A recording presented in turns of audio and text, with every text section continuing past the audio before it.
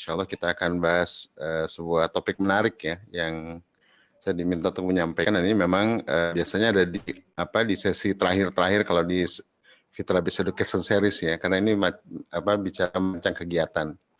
Gitu ya, jadi merancang kegiatan tentunya nggak sekedar kegiatan ya, tapi kegiatan yang bermakna gitu ya, kegiatan yang selaras dengan fitrah.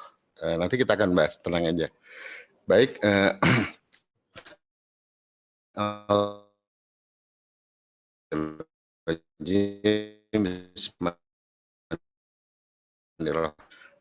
Alhamdulillah aku wa asyhadu anna Muhammadan abduhu wa rasuluh balagha risalah wa adal amanah wa nasahal ummah wa jahada fillahi haqqan jihadih.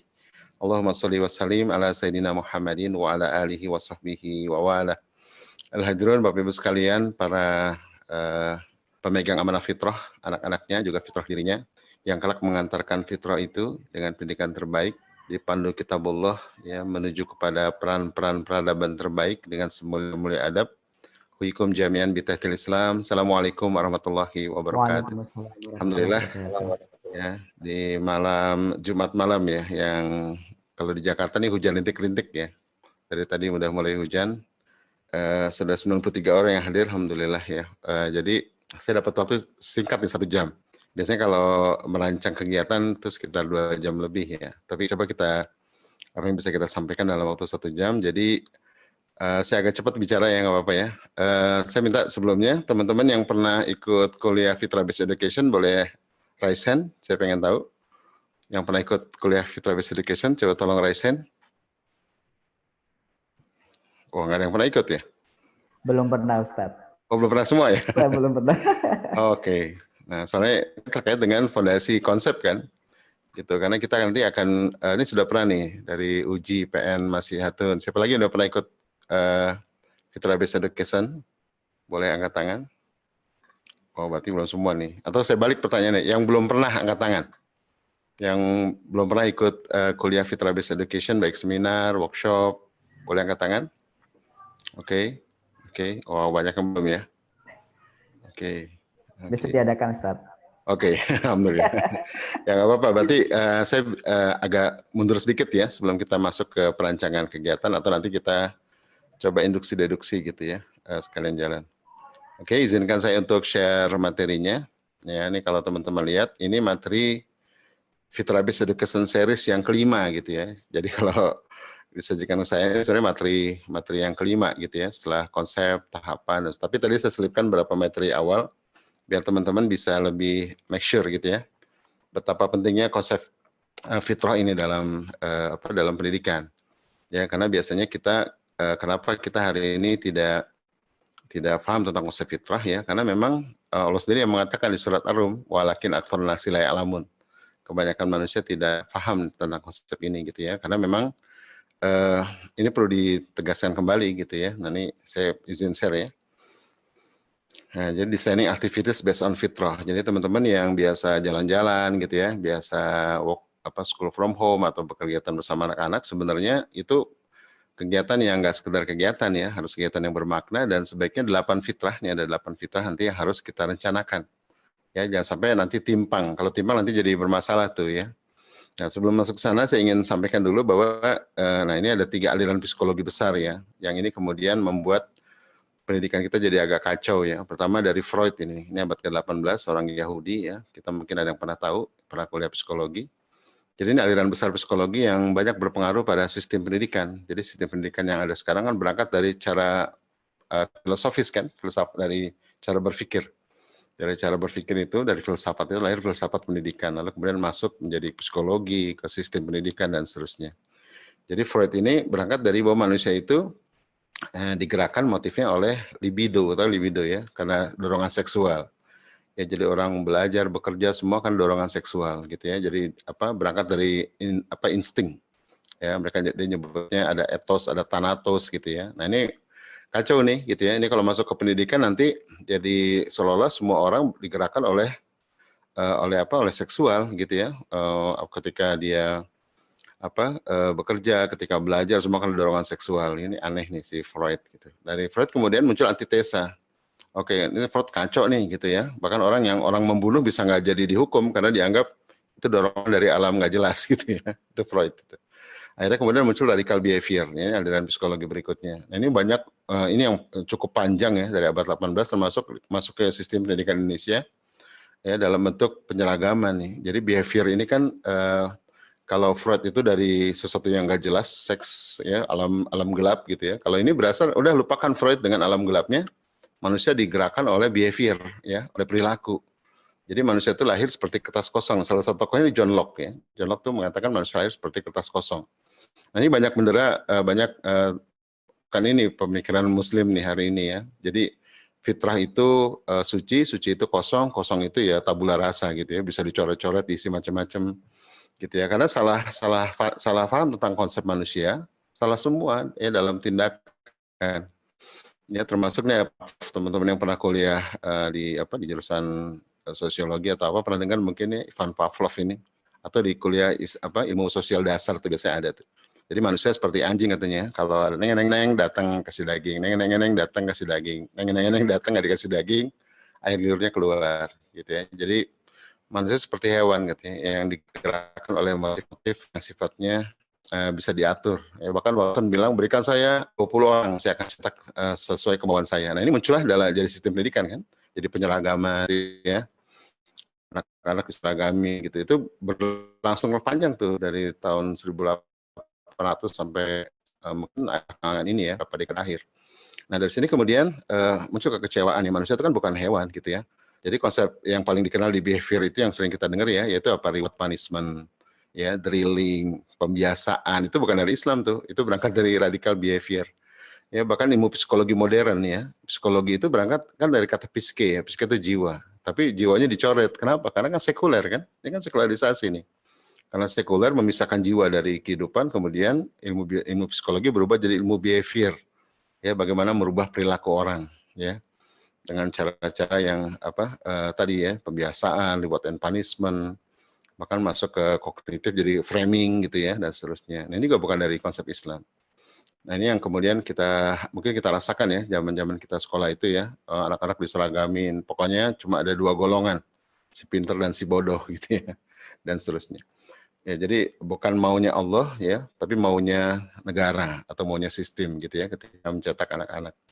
Kemudian muncul aliran berikutnya humanistik psikologi analisis ya, bahwa lupakan radikal itu nggak benar tuh ya, antitesa berikutnya manusia itu bukan hewan kok. Manusia itu bisa memilih kok, manusia itu unik kok ya, maka lahirlah multiple intelligence ya, pemetaan bakat, dari sini awalnya. Gitu ya. Jadi ini kelihatannya keren memang ya, ini belakangan ini sekitar 10-20 tahun terakhir ini, humanistik psikoanalisis atau muncul jadi positif psikologi itu menarik gitu ya, karena sebagai antitesa dari model sekolah yang lama, di mana anak diseragamin gitu ya. Anak-anak nggak bisa seragam loh, anak-anak unik. Oke, ini menariknya di situ.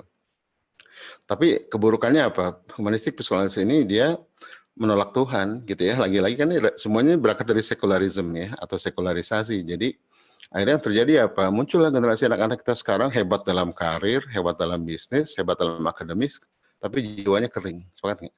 Ya, jiwanya kering ya, karena bahkan agama dipisah gitu ya. Bisa seseorang itu misalnya hafal Quran, kemudian hebat, tapi punya giroh, ya, nggak punya semangat gitu. Bisa terjadi. Kenapa? Karena agama cuma dipisahkan ya. Agama cuma jadi wilayah hafalan semata misalnya, tapi tidak mempengaruhi seluruh kejiwaannya gitu. Banyak anak-anak muda lebih ya, lebih penting bakatnya, cuma dijadikan sebagai etalase gitu ya, tidak terintegrasi dalam kejiwaannya, dalam ruhnya. Maka terjadi sekarang kita krisis leader kan. Ya, krisis orang yang ingin melakukan perubahan. Semua orang ingin mencari kesenangan buat dirinya, ya. Mencari karir yang hebat. Kita kadang-kadang mendidik anak juga begitu kan. Sekolah yang tinggi anak, ya biar kerja di tempat basah gitu ya. Nanti kamu bisa hidup mewah gitu ya. Pastinya itu. Padahal dalam Islam pendidikan itu bukan sosioekonomi tujuannya, tapi bagaimana anak-anak itu tumbuh menjadi seorang mujahid ya, tumbuh seorang jadi daiyah, orang yang membuat perubahan di masyarakat gitu kan. Sampai Hamka pernah bicara dalam bukunya tahun 50, ada hari ini katanya banyak sarjana, banyak dokter, banyak insinyur, banyak lawyer, ya, ahli hukum yang ijazahnya segulung besar katanya, yang bukunya satu gudang, tapi tiba di masyarakat menjadi orang yang mati, kan, atau seperti orang yang mati, karena dia bukan orang masyarakat, ya ilmunya hanya untuk kesenangan dirinya. Ya, semakin tinggi ilmunya, semakin takut dia untuk membuat perubahan di masyarakat.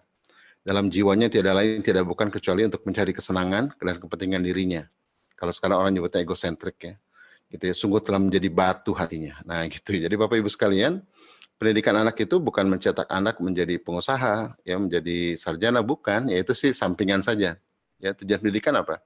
Bagaimana melahirkan para mujahid, ya, bagaimana melahirkan para daiyah, bagaimana tadi saya sebut ya, melahirkan peran-peran peradaban terbaik, ya, dengan semulia-mulia adab. Nah itu, gitu ya. Maka dalam Islam itu akhlak itu fardu ain, gitu ya. Tapi seperti ilmu alat, hafal Quran itu fardu kifayah. Jangan kaget loh ya, gitu ya. Jadi nggak semua umat Islam harus menghafal Quran, gitu ya.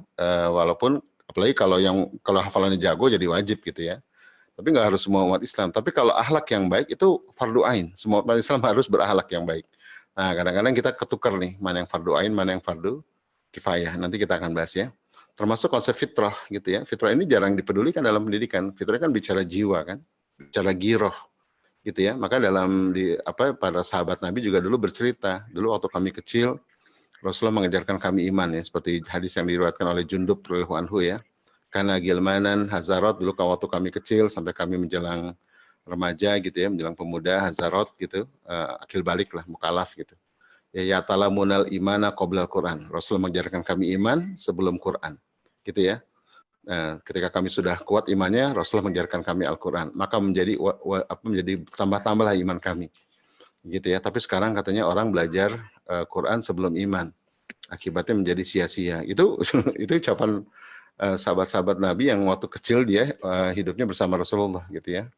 Dan seterusnya. Nah, ini yang terjadi Bapak Ibu ya. Jadi kita kehilangan aspek spiritual dalam pendidikan ya, aspek keimanan itu hilang. Ya, barangkali agama diajarkan, tapi agama dan akidah dua hal yang berbeda kan. Hari ini banyak orang beragama tapi tidak berakidah, sepakat nggak? Rajin sholat, rajin maksiat, rajin haji, rajin korupsi gitu kan? Gitu. Kenapa? Karena akidah, nanti kita bahas. Akidah ini bagian dari fitrah ya, bagian utama dari fitrah itu akidah, ruhiyah. Ya, nah ini yang hilang dalam pendidikan kita gitu ya. Kita lebih beriman pada apa yang nampak ya, berupa prestasi gitu ya, berupa angka-angka, berupa piala-piala, berupa kejuaan, ya, berupa menjenguk jiwa anak, mana girohnya. Dan hari ini terjadi ya Bapak Ibu, kita krisis ya kan. Nah ini salah satu tokohnya lagi di humanistik psikologi adalah Maslow ya, seperti kita kenal ya. Nah jadi manusia memang kelihatan lebih keren ya, manusia itu punya unik ya, punya kebutuhan yang berjenjang begini. Ya walaupun di buku lain dikatakan ini sebenarnya bukan berjenjang tapi ya, terintegrasi, kita butuh semuanya gitu. Ini Maslow, tapi lagi-lagi perhatikan nih, paling tinggi apa? Self actualization, aktualisasi diri yang sekarang banyak ini ya. Anak-anak sekarang teraktual banget gitu ya, bakatnya, belajarnya teraktual. Kecuali memang yang nggak teraktual ya. Tapi ada satu hal yang dilupakan ya, itu apa? Keimanan. Nah ya kan, imannya lupa. Maka si Maslow ini dalam artikel diceritakan dia sebelum wafat itu baru menyadari ya bahwa satu hal lagi nih kurang nih anak tangganya itu apa? Nah, self transcendence ya, gitu. Karena dia melihat bahwa nggak cukup aktual, orang harus ada orientasi langit kan. Apa yang dia mau perjuangkan sampai mati? Ya, apa yang mau dia perjuangkan sampai akhiratnya gitu. Harus sampai ke sana. Kalau cuma sampai self actualization seperti orang-orang di barat ya, dia hebat bakatnya, jadi YouTuber, dia terkenal, duitnya banyak berinfak juga, banyak beramal, tapi nggak ada langitnya gitu ya, nggak ada Tuhannya. Nah, cuma sayangnya si Maslow ini nggak perlu diterbitkan bukunya. Ini sekedar pengantar aja ya Bapak Ibu. Jadi penting bagi kita untuk memahami konsep manusia yang benar ya menurut Islam. Nah dalam Islam itu ada yang namanya konsep fitrah. Kalau salah paham tentang konsep manusia maka gagal paham ya, jadi gagal didik atau keliru ilmu, akhirnya keliru tindakan. Jadi hari ini banyak orang pintar bukan karena kurang ilmu, tapi keliru ilmu gitu ya. Banyak orang profesor, doktor, psikologi, pendidikan ya, tapi dasar ilmunya bukan dari kitabullah ya, tidak menggali konsep fitrah, ya, tidak meneruskan pemikiran Imam Ghazali ya dan para ulama-ulama besar ya yang telah merumuskan konsep jiwa dengan begitu indah gitu. Itu nggak masuk dalam kurikulum kita. Ya makanya kita senang sekarang ya banyak buku-buku cerita gitu ya tentang sahabat tentang apa, tapi harus di riset ulang tuh ya, apakah itu sekedar buku-buku pengajaran semata ya mendikte anak atau itu buku-buku yang memakitkan giroh gitu ya, memberikan inspirasi ya yang memunculkan akidah ya, bukan sekedar belajar agama tapi menumbuhkan akidah. Kalau belajar agama itu kan dari luar ya kan, outside in ya, belajar rukun iman, rukun Islam itu penting tapi tahapan awal itu sebenarnya di usia anak itu inside out dulu ya, bagaimana giroh itu muncul, begitu iman itu muncul. Kan tadi Rasulullah mengajarkan kami iman sebelum Quran, ya, ta'amul iman qabla Quran. Itu banyak hadis-hadis yang menceritakan bagaimana Rasul kalau bersama anak-anak itu, yang diceritakan tuh iman gitu ya. Nah, jagalah Allah, nanti Allah akan menjaga kamu, ya, gitu kan. Kalau semesta ini ingin ingin memusuhi kamu, tapi Allah tidak mengizinkan, maka itu tidak akan terjadi gitu ya, dan seterusnya. Itu begitulah cara Rasulullah menumbuhkan akidah ya para anak-anak muda atau para anak-anak di zaman sahabat gitu. Nah, jadi yang terjadi itu gagal didik, gagal paham. Nah, ini muncul nih sekarang ya enggak? Kecanduan game, seks bebas, LGBT ya, banyak orang tua menyerahkan anaknya di sekolah, dan bayangan mereka kalau anak sudah di sekolah, apalagi sekolah Islam, apalagi full day, selesai pendidikan. Nah, gitu kan. Padahal pendidikan itu, ya dalam Islam itu ada tarbiyah, ada ta'dib, ada taklim, ya kan. Tarbiyah, ta'dib, dan taklim. Tarbiyah itu menumbuhkan giroh tadi ya, menumbuhkan fitrah. Kalau ta'dib itu menanamkan adab. Ya, itu penting. Yang ketiga adalah taklim, pengajaran ilmu. Nah, sekolah itu sebenarnya lebih banyak pengajaran ilmu kan, taklim gitu ya. Sementara adab dan fitrah itu harusnya di rumah. Bahkan ilmu-ilmu dasar ya, terkait dengan hakikat Allah, hakikat surga, hakikat akhirat, hakikat manusia yang kita bahas ini ya, hakikat makna kunci dalam kehidupan ya, makna bahagia itu harusnya dari rumah gitu ya. Jadi sebenarnya kalau kita telusuri dalil-dalil tentang pendidikan itu, tarbiyah, ta'dib, dan taklim itu orang tua kewajibannya, bukan sekolah, bukan lembaga gitu ya. Maka ini sebenarnya selama pandemik sebenarnya para orang tua ditegur sama Allah ya. Ya, ini selama ini kamu rajin nitip nih gitu ya. Sekarang coba nih gitu ya. Coba kamu didik anak kamu. Nah, banyak orang tua yang awal-awalnya gelisah gitu ya. Nggak nyaman bersama anak. Kan aneh orang tua nggak nyaman bersama anak tuh gimana ceritanya. Gitu ya. Ini Allah tegur dengan adanya pandemik gitu ya. Dan sekarang katanya sih banyak orang tua yang merasa nyaman karena udah terbiasa dengan anak di rumah gitu ya. Nah, mudah-mudahan bisa berlanjut nih. Maka malam ini kita coba bekali ya para orang tua untuk merancang kegiatan bersama anak agar ini nggak terjadi nih, ya kan? Ini kan karena ada fitrah yang nggak tumbuh, sepakat nggak? Ya, jadi kita sering menuding salah gaul, ya karena pergaulan yang buruk. Enggak, Bapak Ibu ya, gitu ya. Saya nggak pernah percaya ada anak salah gaul, ya, apa? Yang ada salah didik, sepakat nggak? Ya kan? Nggak ada anak yang salah gaul, yang ada salah didik, ya kan? Anak-anak yang salah didik dari rumah dia rentan dalam pergaulan, sepakat nggak? Ya masuklah kecanduan game, seks bebas, LGBT, tawuran, gitu kan? Gitu. Jadi saya sering mengumpamakan anak-anak yang fitrahnya tumbuh dengan paripurna, akidahnya, girohnya ya, itu seperti ikan hidup di laut. Tahu ikan hidup di laut ya, bertahun-tahun berenang di samudra nggak jadi asin badannya, ya kan? Ya, tapi anak-anak yang nggak tumbuh fitrahnya, yang orang tuanya lalai dan lebay gitu ya, nggak tumbuh dengan paripurna fitrahnya, itu seperti ikan mati. Ya, cukup 2-3 hari di air garam menjadi ikan asin. Sepakat nggak? Gitu kan?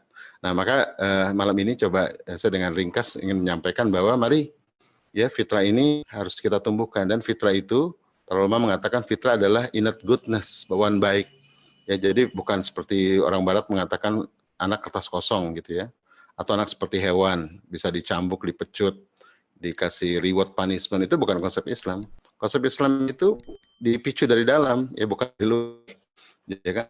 Nah, kita pengen anak kita soleh, tapi kalau lupa soleh itu amal. Coba soleh itu status apa amal? Amal kan, bukan status ya si soleh gitu, bukan, tapi amal soleh ya kan. Waladina amanu wa amilus soleh, soleh itu amal. Dan dalam Islam amal itu dari mana dipicu? Dari mana amal itu? Dari dalam ya. Innama amalu binniyah ya, hadis pertama arba'in. Kata niat dalam Islam itu dahsyat Bapak Ibu ya. Itu kalau di barat disebut intrinsic motivation. Para guru-guru, para orang tua kalau mendalami konsep intrinsic motivation dahsyat gitu ya. Gitu ya. Karena kita nggak paham. Kalau kita dengar kata niat yang kita ingat apa? Sama kayak dengan kata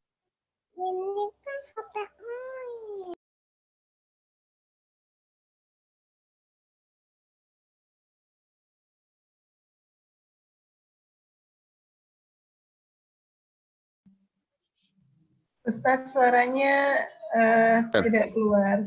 Oh, nggak keluar suaranya? Iya, baru saja. Sudah keluar. Sekarang sudah. Oh, kurang maju kali duduknya. Saya pakai ini sound system. Oke ya, jadi harus keluar dari dalam ya, inside out gitu. Ya kan, inama amalu binniyah. Jadi kalau kita lihat buku-buku klasik Islam itu bab 1 pasti bab niat. Sepakat nggak? Ya, Mauridus Salihin, tafsir, ya, fikih sunnah, pasti bab 1 bab niat. Kenapa? Karena begitu pentingnya hazanah niat dalam pendidikan. Maka nanti merancang kegiatan Bapak Ibu ingat 3 R. ya dalam merancang kegiatan bersama anak selama liburan. Ingat 3R. Ya, pertama adalah apa? Relevan. Harus relevan dengan usianya, dengan minatnya, dengan tahapan usia gitu ya. Itu dan keunikan anak terus relevan. Ada seorang ibu bilang, "Ustadz, anak saya nggak suka belajar ya." Gitu ya. Katanya belajar fitrah, tapi anak saya nggak suka belajar tuh katanya. Ya, saya tanya usia ibu berapa? 2,5 tahun. Belajar calistung. Ya iyalah. Ya 2,5 tahun bukan calistung ya. 2,5 tahun guling-guling di tanah, mandi hujan gitu ya. Ya diperdengarkan kisah-kisah tuh anak-anak di bawah 7 tahun tuh kisah yang banyak kan. Tadi buku-buku tuh penting. Bukan sekedar dibaca, tapi dikisahkan dengan antusias ya, dengan ekspresif. Karena di bawah 7 tahun itu bukan pusat kepintaran, tapi pusat perasaan. Ya, Bu Eli Risman ya, seorang tokoh psikolog itu mengatakan di bawah 7 tahun bukan pusat kepintaran. Jadi Bapak Ibu jangan coba-coba membuat anak pintar di bawah 7 tahun, tapi buat dia penuh perasaan, penuh imajinasi. Ya, psikolog lain mengatakan di bawah 7 tahun itu puncaknya imajinasi dan abstraksi. Bukan pusatnya kognisi, imajinasi dan abstraksi gitu ya. Dan kalau dari konsep fitrah, golden age sebagai di bawah 7 tahun itu golden age bukan kognitif ya, bukan dijejalin calistung macam-macam, itu golden age sebagai fitrah iman. Nah, jadi Bapak Ibu, kalau ingin menumbuhkan fitrah iman anak, masa emasnya di bawah 7 tahun. Kalau ingin menghebatkan belajar anak, masa emasnya ada 7 sampai 10. Kalau ingin mengembangkan bakat anak, 11 sampai 15. Jadi masing-masing usia itu golden age ya. Ya, maka saya nggak percaya ada golden age 5 tahun pertama, saya nggak percaya ya, karena nggak ada dalilnya, nggak ada hadisnya. Ya, dan risetnya pun ternyata salah ya. Riset-riset di barat tentang golden age itu salah. Gitu ya. Ternyata katanya kalau nggak dia diisi macam-macam nanti sinapsis tidak terbentuk lalu jadi meluruh jadi bodoh selamanya. Enggak, Bapak Ibu. Sinapsis tumbuh lagi usia 7, tumbuh lagi usia 10 dan seterusnya. Jadi dalam konsep Islam itu setiap masa itu golden age. Tergantung fitrah yang mana yang jadi emphasize ya, jadi penekanan gitu. Nanti kita bahas tuh. Saya juga riset panjang tentang itu ya. Jadi kita nih banyak menelan konsep-konsep barat, tapi kita sendiri tidak menggali langsung gitu ya. Nggak pernah ada hadis tentang 5 tahun pertama masa emas. Nggak ada ceritanya. Semua masa itu emas, bahkan usia 40 tahun emas dalam Islam. Ya, karena usia 40 itu usia untuk menemukan panggilan hidup bagi orang dewasa tuh. Ya, jadi Bapak Ibu yang sekarang jelang 40, belum ketemu panggilan hidupnya, belum ketemu misi perjuangan untuk menyeru agama Allah di satu bidang, pasti galau. Sepakat nggak? Pasti galau gitu ya, gelisah gitu. Sampai kapan gitu ya? Cuma cari makan doang, cari kesenangan doang, atau rutinitas yang tidak bermakna ya kan? Karena hidup itu harus bermakna gitu. Jadi tiap tahap itu dalam Islam sudah Allah berikan kunci-kuncinya gitu ya, dan para ulama sudah membreakdown ya 0 sampai 0 sampai 15 itu disebut masa aulad. 15 sampai 40 masa syabab. Masa aulad. 15 sampai 40 masa syabab ya, 40 sampai 60 masa kuhul. 60 sampai ke atas disebut masa suyuh. Dan tiap masa ini ada penekanannya gitu ya, berbeda-beda. Bahkan masa anak dibagi lagi tuh, ada sinu tamyiz, ada sinu murahakoh gitu ya, ada sinu taklif, itu beda-beda tuh. Dan itu sudah di breakdown, itu dari Al-Quran dan dari hadis gitu ya. Gitu. Jadi Bapak Ibu, Islam sebenarnya sudah lengkap ya, kita aja yang tidak menggali dengan dalam. Nah, ini ada 8 fitrah yang saya gali dari kitab Imam Ghazali, Mizanul Amal ya. Jadi saya seorang engineer ya, bukan seorang pakar pendidikan, sebenarnya seorang engineer, dan seorang engineer itu penting mengklaster. Ini ngomongin apa sih? Ngomongin fitrah. Fitrah itu ada apa sih gitu kan, biar kita nggak salah gitu. Nah, saya gali dari banyak kitab gitu, termasuk yang paling komprehensif adalah Imam Ghazali, dan Imam Ghazali di bukunya Mizanul Amal dan Kimia Kebahagiaan itu ada 8 fitrah yang saya berhasil gali. Ada fitrah iman, fitrah belajar, fitrah bakat, fitrah keindahan ya, fitrah individualitas, fitrah jasmani, fitrah perkembangan, fitrah seksualitas. Nah, ini semua harus tumbuh bersama nih. Ya, biasa orang tua itu kalau bersama anak yang dipikirin belajar. Sepakat nggak? Bagaimana anak pinter gitu ya. Atau keimanan tapi dalam perspektif ngajarin agama ya, bukan bangkitkan giroh ya kan, beda nggak bangkitkan giroh dengan ajarin agama, itu dua hal yang berbeda gitu ya. Ngajarin agama penting, tapi di bawah 7 tahun bahkan di bawah 10 mahabbah dulu ya, 0 sampai 6 tuh mahabbah, 7-10 ya, maka nanti 7-10 tuh banyak kebolang, nanti kita akan bahas ya. Jadi ini harus tumbuh, kalau nggak tumbuh nih yang terjadi nih Bapak Ibu ya. Iman misalnya, mengajarin agama tapi tidak menumbuhkan iman, yang terjadi apa? Bisa jadi anak-anak kita sholat tapi robotik, mekanistik. Banyak kan? Karena takut sama orang tua. Karena dulu modelnya reward and punishment. Kalau sholat dikasih hadiah, nggak sholat dicambuk misalnya. Akhirnya anak-anak orientasinya apa? Hadiah, atau orientasinya takut. Gitu ya, nggak permanen tadi kan? Maka tadi kalau membuat kegiatan anak, kegiatan 3R. Yang pertama relevan. Yang kedua relation, ada ikatan cinta yang kuat ya. Yang ketiga adalah reason, ada alasan. Nanti kita akan bahas perlahan ya. Jadi kita penting memahami relevan ya. Pertama vita, yang kedua relation, ada ikatan cinta yang kuat. Maka sahabat Nabi kepada Rasulullah kayak apa? Karena ada cinta yang kuat gitu ya. Makanya di pondok-pondok pesantren itu biasanya kiai-kiai itu dicintai betul sama santrinya kan, karena sehari-hari hadir gitu ya. Dan para santri itu patuh pada kiai karena kecintaannya, bukan karena takutnya. Dan hari ini kita saksikan banyak pondok pesantren nggak ada kiainya kan, boarding school bukan pondok ya. Banyak boarding school nggak ada kiainya gitu ya. Yang ada si kiai di spanduk biasanya. Ini jadi masalah kan. Banyak orang menitipkan anak di boarding school, tapi ternyata prinsip-prinsip pesantren yang baik dan benar itu nggak diterapkan gitu. Akhirnya nanti banyak kasusnya. Oke ya, nih seperti ini. Jadi ini kalau nggak tumbuh, misalnya bakat nggak tumbuh nih, jadi depresi, galau ya, kecanduan, narkoba dan seterusnya. Estetika nggak tumbuh ya, jadi tuturnya buruk ya, tidak sensitif. Ya estetika ini penting, estetika ini keindahan ya. Dan kita lihat ya, bukan hampir, semua mufasir Quran itu, ahli tafsir Quran, itu pencipta sastra kan. Hamka, ya Said Kutub, Quraisy Shihab, itu orang-orang yang sastrawinya tinggi, linguistiknya jago kan. Maka Bapak Ibu penting ya anak-anak itu memahami fitrah keindahan nih. Bukan berarti seni dalam perspektif barat ya, tapi keindahan itu bicara bahasa, bicara tutur ya, bicara akhlak, ya bicara adab dan seterusnya.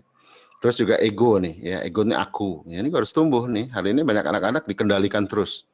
Ya, dikendalikan, diatur terus ya, dibenturkan dengan akhlak. Misalnya anak-anak di bawah 7 kan kadang-kadang suka egosentrik ya. Pernah lihat nggak anak-anak egosentrik? Itu sebenarnya normal ya. Nggak mau ngalah, nggak mau dituntun, nggak mau berbagi mainan, lalu kita anggap itu tidak berakhlak, kita paksa. Ya akhirnya dia kemudian jadi nggak pede, jadi peragu, atau jadi egois dan seterusnya. Padahal itu ciri-ciri egosentrik, itu sehat sebenarnya gitu ya. Kalau gitu nggak diajarkan adab dong. Bukan tidak diajarkan adab, di bawah 7 tahun itu tidak dibenturkan dengan adab.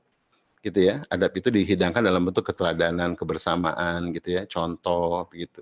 Jadi nggak dibenturkan ketika sedang lagi kumat egonya tuh, tidak dibenturkan dengan adab ya, sabar saja gitu. Nanti kalau reda, bacakan kisah-kisah indahnya berbagi. Ya, bagaimana kisah-kisah tentang ukhuwah gitu kan. Kisah tentang cinta pada saudara, begitu. Ya, jadi ada saatnya gitu. Kalau kita pengennya shortcut nih, ya, pengen buru-buru anak soleh, pengen buru-buru anak kalau hafal Quran, kalau perlu usia 8 bulan hafal Quran gitu kan. Gitu ya, para ayah ibunya nggak gablek Quran, ya kan. Terus sebenarnya Imam Syafi'i hafal Quran tuh umur 5 tahun. Iya, bapak ibunya hafizoh kan. Quran itu udah jadi tradisi di rumah, orang biasa melafazkan Quran dalam keseharian, ya anak-anak hafal kan. Ya jadi seamless gitu, nggak terasa, bukan target-target sesi-sesi yang berat gitu ya, bukan, tapi suasana kondusif ya, suasana atmosfer kesalihan dan keteladanan itulah yang membentuk keimanan. Sepakat nggak? Ya kita kalau pengen seperti anak-anak kita seperti Imam Syafi'i, ya suasana rumahnya harus seperti suasana rumah Imam Syafi'i dong, gitu ya. Kalau cuma titipin ke lembaga, ada sesi nanti sore asar, satu sesi besok anak-anak ditargetin gitu, ya nggak susah ya. Maka saya sering usulkan kalau juz 2930 ibunya lah, ibunya ikut tahsin, ikut tahfiz ya. 2930 sama ayah ibu deh, biar terbangun kedekatan kan. Jauh semua serba di outsource. Udah makanan di outsourcing ya, GoFood ya, semua di outsource, sampai Quran aja di outsource gitu. Ya kan? Terus peran kita di mana? Nanti doa anak kita nggak sampai loh. Ya kan? Allahumma gfirli wali walidayya warhamhuma kama robayani shaghira. Ya Allah, ampunilah dosaku, ampunilah dosa kedua orang tuaku, sayangilah mereka. Ya, warhamhuma kama robayani, sebagaimana mereka mentarbiyahku. Robayani kan dari kata roba. Mentarbiyahku ketika kecil, sebagai mereka mendidikku atau menumbuhkan girohku gitu ya. Mentarbiyah. Nah ini Bapak Ibu, 8 fitrah ini harus kita rencanakan dalam kegiatan kita biar nggak terjadi nih ya. Termasuk seksualitas nih kadang-kadang nggak jadi agenda nih. Ya, para ayah biasanya malas nih bermain bersama anak. Bermain bersama anak tuh penting untuk suplai maskulin, ya kan? Kalau anak laki-laki kita kurang maco tuh berarti kurang ayah tuh. Ya kan? Kalau anak laki kita kurang lembut berarti kurang ibu tuh, ya. Maka nanti penting ya ayah ibu ini memberikan suplai maskulin dan feminim secara proporsional.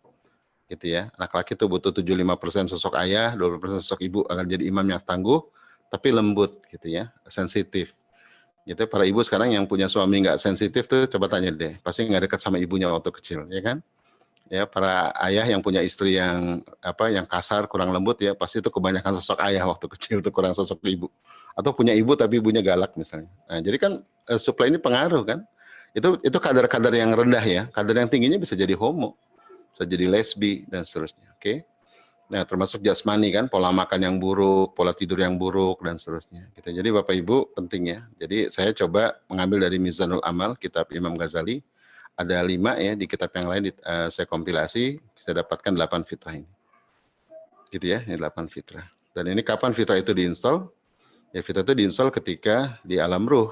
Nah ini, saya dapat sebuah disertasi dari seorang dokter, Profesor Lina, ya, setiap dipersaksikan ya, Tubirabikum kolu balas syahidna. Dan para ulama mengatakan pada the day of Falastu itulah kita diinstal 3 hal. Dikenalkan Allah, diinstal fitrah gitu ya, kemudian diberikan basic knowledge ya, tentang Tuhan, tentang akhir itu diberikan. Kejujuran, maka anak-anak begitu lahir kan dia jujur ya, dia suka kebaikan, dia suka keindahan, itu kan fitrah gitu ya, yang siap untuk menerima ilmu. Makanya para pakar yang mendefinisikan secara ringkas bahwa fitrah itu adalah innately predisposed to know God and to do good and to accept the true knowledge. Jadi fitrah itu adalah bawaan lahir yang sudah diinstal oleh Allah Subhanahu wa taala untuk to know God, ya, untuk ma'rifatullah, ya, untuk tak bertauhid kepada rububiyah. Yang kedua, fitrah itu adalah to do good, ya, untuk melakukan akhlak yang baik. Yang ketiga adalah to accept the true knowledge. Jadi akal kita tuh rindu untuk mendapatkan ilmu yang benar, gitu ya. Kalau ilmunya salah, dia gelisah dia, gitu kan. Termasuk tadi ya tentang konsep fitrah, gitu ya, konsep dan seterusnya. Nah, saya cepetin aja nih Bapak Ibu. Nah, ini makanya para ulama ya, ada yang mengatakan gini, ini Syekh Ali Hasan Al-Halabi, Syekh Ibnu Albani, itu dalam bukunya Madkhal Tarbiyah mengatakan dengan indah ya, murabi sejati itu Allah katanya, ya. Allah lah murabi sejati karena Allah Khalik, sang pencipta fitrah yang menganugerahkan berbagai macam bakat manusia, termasuk fitrah juga ya.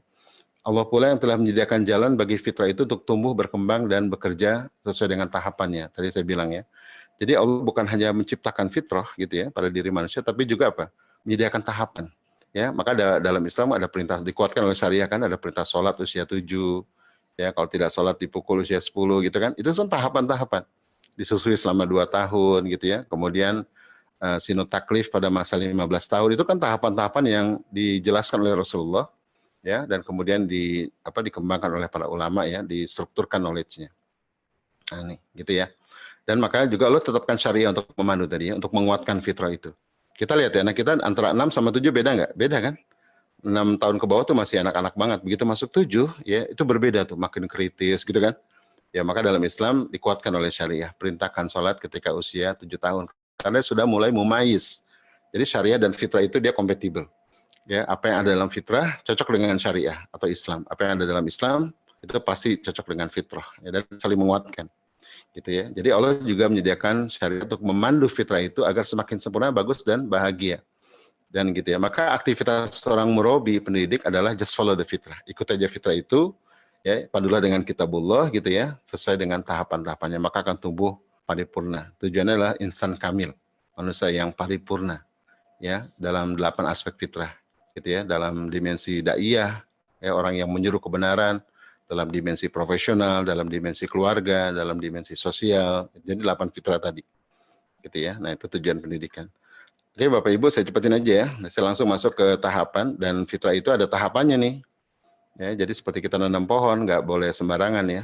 Jadi lihat gambarannya nih, ada tahapan-tahapan harus kita tempuh, dan itu harus berbeda satu sama lain. Ya, nggak boleh kecepatan, nggak boleh kelambatan. Ya, kalau kecepatan namanya lebay, kalau kelambatan namanya lalai, gitu ya.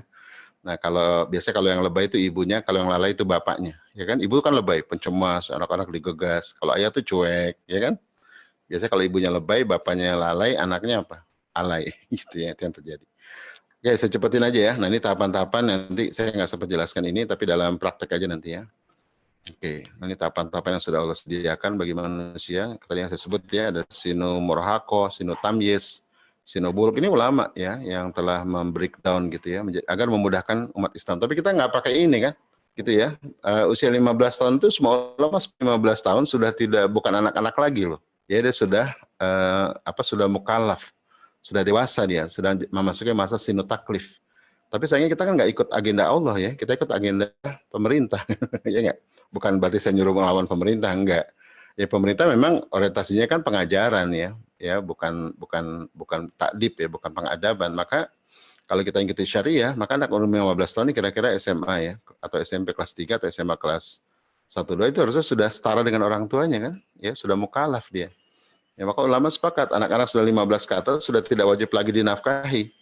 Kalau masih dinafkahi namanya bukan nafkah tapi sodako gitu. Oke, untuk sampai tahapan yang sempurna tadi ya tentunya perlu dirancang kegiatan. Sepakat nggak? Kita nggak bisa menyerahkan sepenuhnya kepada sekolah gitu ya. Kita harus membuat rancangan ini, contoh ya ini skemanya. Jadi Bapak Ibu yang tidak terbiasa membuat kegiatan bersama anak, kegiatan dulu aja, apa aja gitu ya. Nanti kemudian kita coba observasi, ya kita dokumentasi. Ya biasanya kita cuma foto-foto kan, sekarang kita catat tuh. Ya kita catat, kita observasi, kita lihat lagi, oh ternyata anak saya butuh apa ya? Apa yang dari kegiatan kemarin belum kita munculkan? Nah, bikin kegiatan, rancang kegiatan baru lagi, kemudian eksekusi lagi. Terus begitu ya, makin lama makin terpanggil fitrah kita, ya semakin tajam fitrah ayah bunda kita. Maka orang tua zaman dulu kan nggak perlu ikut parenting, sepakat nggak? Kakek nenek kita dulu ya nggak perlu ikut parenting, nggak pernah ikut, nggak tahu kuliah FBE gitu ya. Tapi kenapa jadi begitu hebat didik anak ya? Begitu lahir pemuda-pemuda hebat ya di zaman pergerakan maupun kemerdekaan kan? Ya bahkan Sumpah Pemuda itu isinya anak-anak belasan tahun, kebayang nggak? Sumpah Pemuda dari mana mereka lahir ya? Ya bukan dari kampus-kampus hebat kan? Mereka lahir dari menasah, madrasah, dari surau, ya, pesantren, rumah-rumah, ya kan? Akhlak itu jadi yang utama, sepakat Kitabullah menjadi yang utama. Dihafal, tapi makna-makna kunci itu meresap, ya makna tentang Tuhan, tentang din, tentang ibadah itu meresap dalam jiwa anak. Maka kebayang nggak tahun 1928 anak-anak belum genap usia 20 tahun bisa merilis sebuah Sumpah Pemuda yang visioner kan? Itu kenapa? Karena memang mereka produk dari surau. Kalau di Sumatera ada surau merantau. Kalau di Aceh ada menasah medagang, kalau di Jawa ada pesantren, ya kan? Tapi beda nih pesantren zaman dulu dengan boarding school hari ini beda jauh ya. Begitu kan? Ya, dulu pondok pesantren itu tamat dari pondok, orang bisa bikin pondok lagi kan? Jadi mujahid ya. Sekarang orang tamat dari pondok bingung mau ngapain kan, gitu ya? Karena tidak ditempa seperti seharusnya ditempa. Nah, maka Bapak Ibu penting ya kita untuk turun tangan gitu ya, jangan menyerahkan sepenuhnya karena memang sekarang kita ada di zaman yang terpisah ya antara realita dengan Tuhan begitu. Maka kita harus menyadari bahwa fitrah itu penting ya. Jadi unsur pendidikan itu 3 hal ya. Pertama orientasi hanya kepada Allah, yang ada yang lain. Yang kedua adalah fitrah harus tumbuh dengan paripurna. Ketiga panduan tadi kitabullah ya. Itu 3 hal yang unsur stabilitas dalam pendidikan. Gitu yang terjadi sekarang orientasi bukan Allah kan, tapi pekerjaan, karir, sepakat nggak? Ya kan, akhirnya jadi egosentrik, kemudian jadi hustle ya, jadi panik, hiruk-pikuk, lahirlah berbagai macam penyakit kejiwaan ya, marah-marah sama anak, gampang nyubit anak, sepakat nggak? Itu karena tadi orientasinya walaupun bilang saya ini beribadah kepada Allah, tapi dalam kesadarannya egosentrik kan, buat dirinya saja sebenarnya. Yang kedua adalah fitrah nggak tumbuh, fitrah kayahan bandul, fitrah keibuan tercukur gitu ya, istilahnya begitu. Ya kan, jadi sama anak nggak nyaman, gampang marah, mudah cemas, sepakat nggak? Ya, jadi fitrah banyak yang nggak tumbuh hari ini. Terus ego ya, kita egois ya, atau peragu. Lihat hari ini ya, umat Islam, krisis leader hari ini kan kita ya, gitu ya, termasuk susah bersatu, ya nggak?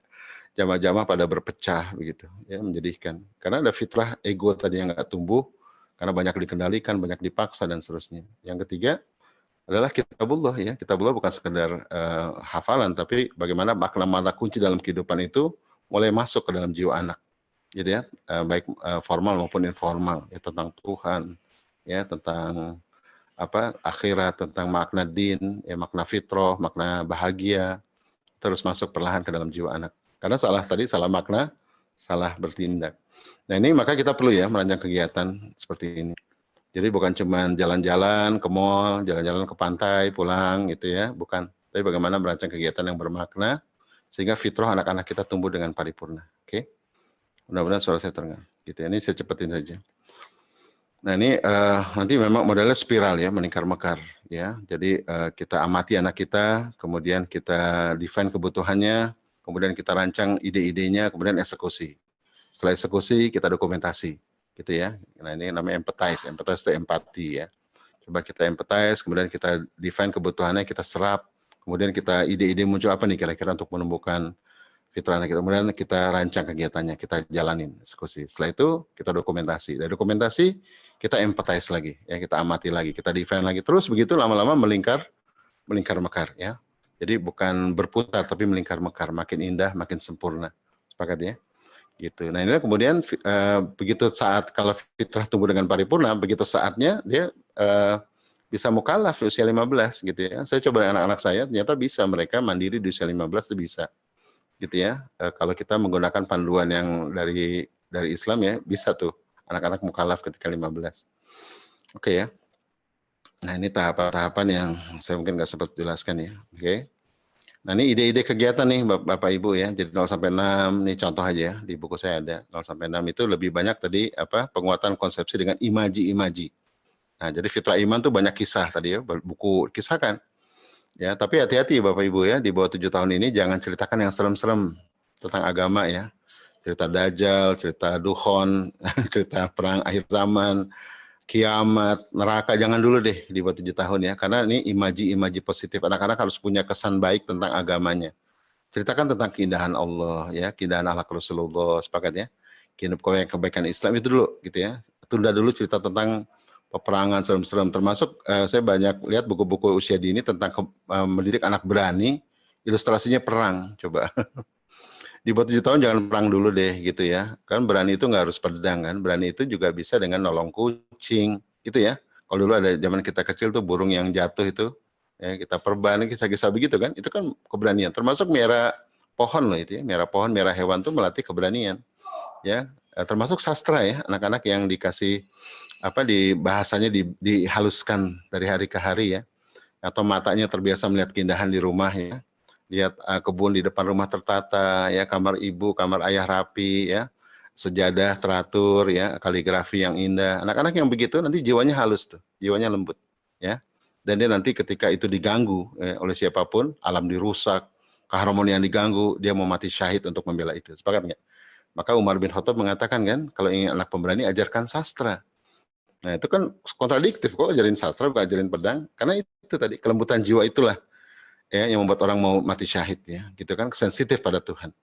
Gitu ya kan? Maka kita lihat ya, para panglima perang Islam dulu ya, Khalid bin Walid ya, Muhammad Al-Fatih, Umar bin Khattab, itu orang-orang yang cinta sastra kan, ya kan? Dan kita lihat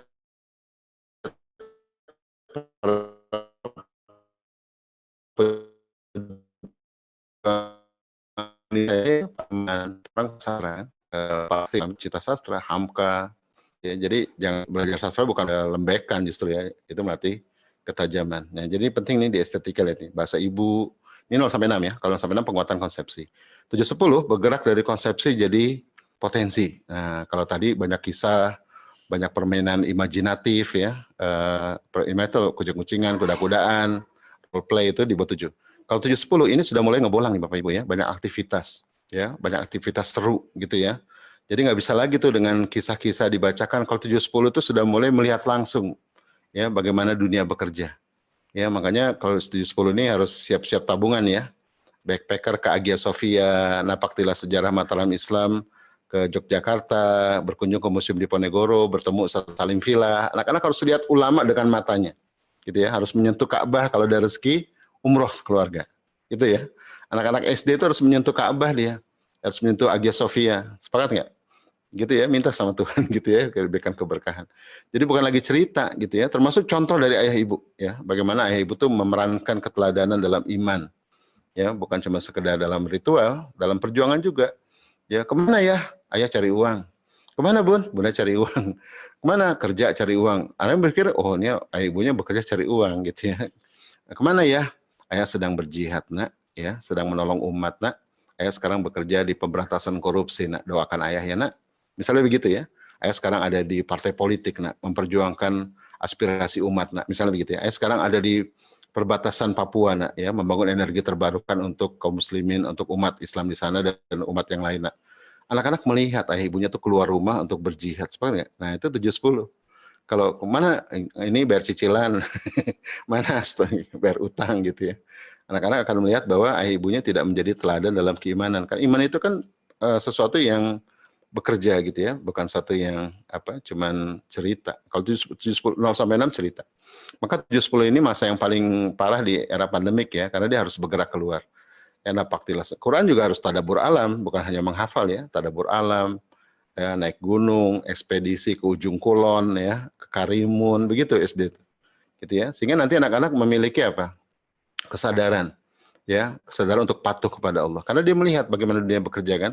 Dilihat para ulama gimana soleh ya. Maka 7-10 itu sudah boleh di homestay. Ya, jadi Bapak Ibu kalau ingin sekali mau homestaykan anak di rumah orang soleh udah boleh 7 sampai 10. Inapkannya di rumah orang soleh. Ya nanti berasa dia, Abi, teman Abi itu rajin sholat loh. Ya Abi juga rajin sholat gitu, tapi beda kalau orang lain ya. Teman Abi itu rajin sholat malam loh, ya tiap sebelum subuh tilawah. Ya paling kita juga melakukan yang sama ya, tapi anak-anak kalau melihat orang lain beda rasanya gitu kan. Nah itu penting. Ya chatting bersama Ustadz gitu. Kalau kita punya teman Ustadz, minta tolong Ustadz, mohon waktunya ya, anak saya chatting Ustadz 10 menit aja gitu ya, kasih dia motivasi Ustadz. Oh anak-anak tuh senang ya ngobrol kalau kita punya kenalan Ustadz yang saleh, yang terkenal bahkan ya, gitu ya. Oke ya, jadi 7-10 ini udah mulai melihat bagaimana dunia bekerja, karena anak-anak ini sudah mulai bergerak dari konsepsi kepada potensi-potensi, gitu ya Bapak Ibu. Jadi berbeda kan? Nah ini usia 11-15 sudah mulai masuk masa murahaqoh, ya, ini masa ditempa. Ya, mulai ini agak keras ya, bukakan rekening, bikinkan paspor ya, libatkan dalam dakwah, libatkan dalam bisnis, libatkan dalam organisasi sosial ya, kepramukaan atau LSM kalau kita ada gitu. Jadi sudah mulai nih ya, 11 sampai 15 karena 15 dia mukallaf, sepakat nggak? Maka kenapa anak-anak usia mulai 11 itu mulai ngelawan? Kenapa? Rasa nggak Bapak Ibu ya, punya anak umur 11 mulai melawan, nggak suka diatur, lalu kita bingung, panik, HP di password, kamar dikunci, kita lalu stres gitu ya. Atau dia keluar rumah nggak jelas kemana dengan teman-temannya. Itu kenapa ya? Ya karena apa? Mereka sudah menjelang dewasa, sepatutnya. Ya kenapa mereka nggak suka diatur? Ya karena nggak ada seorang dewasa pun yang suka diatur kan. Semua orang dewasa nggak ada yang suka diatur. Bapak Ibu kalau saya atur mau nggak? Nggak mau kan? Ya, ya kan? Nggak ada yang suka diatur-atur orang dewasa itu. Nah terus kalau gitu gimana? Ya problemnya apa? Kita nggak menyiapkan dia untuk bisa diatur kan? Ya kenapa? Indikator usia 10 nggak tercapai. Apa indikator usia 10? Kata Rasulullah. Kalau tidak sholat dipukul, kamar dipisah. Maksudnya apa? Jangan sampai dipukul. Gitu ya, bangun kesadaran. Gitu, jangan sampai dipukul, bangun kesadaran usia 10. Karena sholat itu ternyata ya, setelah saya teliti, sholat itu kenapa selalu mengatakan usia 10, kalau nggak sholat dipukul ya. Maksudnya apa? Maksudnya jangan sampai dipukul ya. Bangun kesadaran dari 7, 8, 9, 10. Bagaimana dia sholat dengan kesadaran. Bukan karena takut, bukan karena mekanistik, robotik ya. Karena rutinitas bukan, tapi karena kesadaran. Tadi maka banyak kebolang kan. Kenapa sholat itu penting? Karena sholat ini dibutuhkan untuk orang menjelang dewasa. Orang dewasa butuh apa? Pertama self-regulation. Dia harus bisa mengatur dirinya. Bahaya kalau nggak bisa ngatur dirinya. Sepakat ya? Makanya ketika usia 11 sudah nggak mau diatur-atur, belum bisa ngatur dirinya, kacau kan? Kacau. Yang kedua apa? Contemplation. Kenapa sholat itu penting? Karena kebutuhan orang dewasa itu contemplation. Kebutuhan merenung. Ya, kebutuhan untuk apa? Terkoneksi dengan Allah dalam setiap saat. Karena berbeda masanya. Sepakat ya? Dia mulai ada goncangan, ada macam-macam gitu. Dia perlu contemplation, itu kemampuan orang dewasa. Yang ketiga apa? Kemampuan fokus. Sepakat ya? Ya, orang dewasa udah mulai fokus kan? Jangan sampai distraction ya, pindah-pindah fokus. Udah nggak bukan zamannya. Kalau 7-10 memang masih nggak fokus, nggak apa-apa. Tapi mulai 11 itu orang harus fokus. Ya baik dalam bakat, ya baik dalam ritual, dalam dakwah harus bakat ini fokus, nggak semua dicoba. Kalau dalam ya dalam dakwah, kira-kira dia mau aktif dalam dakwah di bidang apa misalnya, udah mulai spesifik, gitu ya. Termasuk di seksualitas ya, dia harus spesifik untuk persiapan jadi ayah sebenarnya, gitu ya, persiapan dia jadi laki-laki sejati. Nah itu Bapak Ibu ya, jadi kita harus paham nih tahapan. Kalau nggak paham tahapan, kacau semuanya. Nah ini saya ada workshop ya, nanti Bapak Ibu bisa coba di rumah nih tahapan-tahapannya.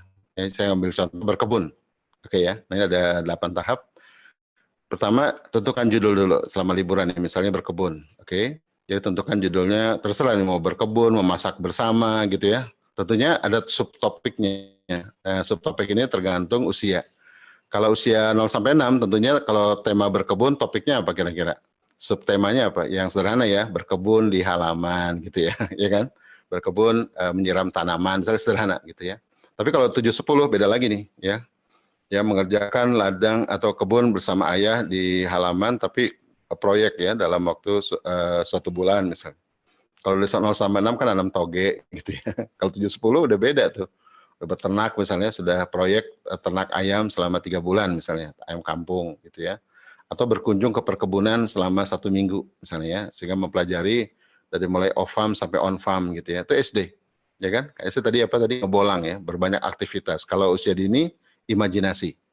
Ya, dengan kisah-kisah. Kalau SD itu nggak bisa, dia harus melihat dunia bekerja. Maka berkebun bukan sekedar senang-senang, kalau SD sudah mulai eksplorasi, ekspedisi, ya, mulai kolaborasi itu SD. Oke. Nah, kemudian langkah kedua kita lakukan riset ya. Jadi ayah bunda kalau misalnya kita pilih kegiatan berkebun, subtopiknya berkunjung ke perkebunan sawit, atau berkunjung ke perkebunan anggrek misalnya, atau berkunjung ke perkebunan organik misalnya. Maka kita riset ya, kita riset kira-kira kalau berkebun itu 8 fitrah anak apa ya pengaruhnya kepada 8 fitrah. Nah kita riset. Fitrah iman, kira-kira fitrah iman dengan berkebun apa ya? Ya fitrah bakat dengan berkebun apa ya? Fitrah bakat. Fitrah belajar dengan berkebun apa ya? Gitu ya. Kalau fitrah iman misalnya bagaimana sih bagaimana Allah ya memberi karunia dari mulai biji ya benih sampai ditanam gitu ya. Itu atau doa-doanya dan seterusnya. Kalau usia SD sudah masuk misalnya bagaimana etika berkebun gitu ya, bagaimana miara ternak ayam yang toyib ya, bukan cuma halal tapi toyib gitu kan. Ya ayamnya nggak diperkosa gitu ya.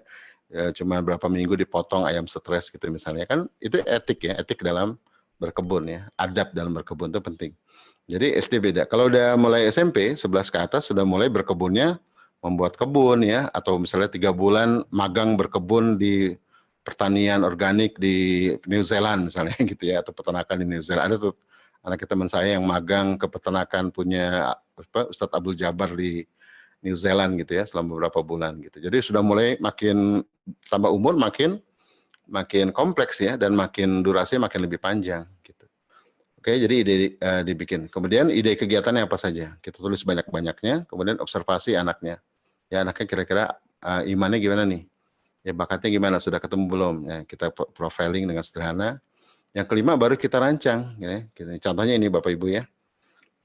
Nah ini langkah pertama tadi tentukan judul ya, langkah kedua riset nih, ini contohnya ya. Jadi fitrah iman dengan berkebun apa sih? Jangan kita riset aja, googling, baca buku ya, baca hadis dan seterusnya.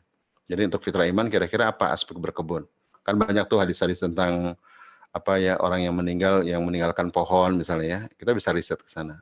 Termasuk juga bagaimana Rasulullah dan kaum muslimin itu mengembangkan konsep berkebun secara Islam misalnya gitu ya. Itu kita riset.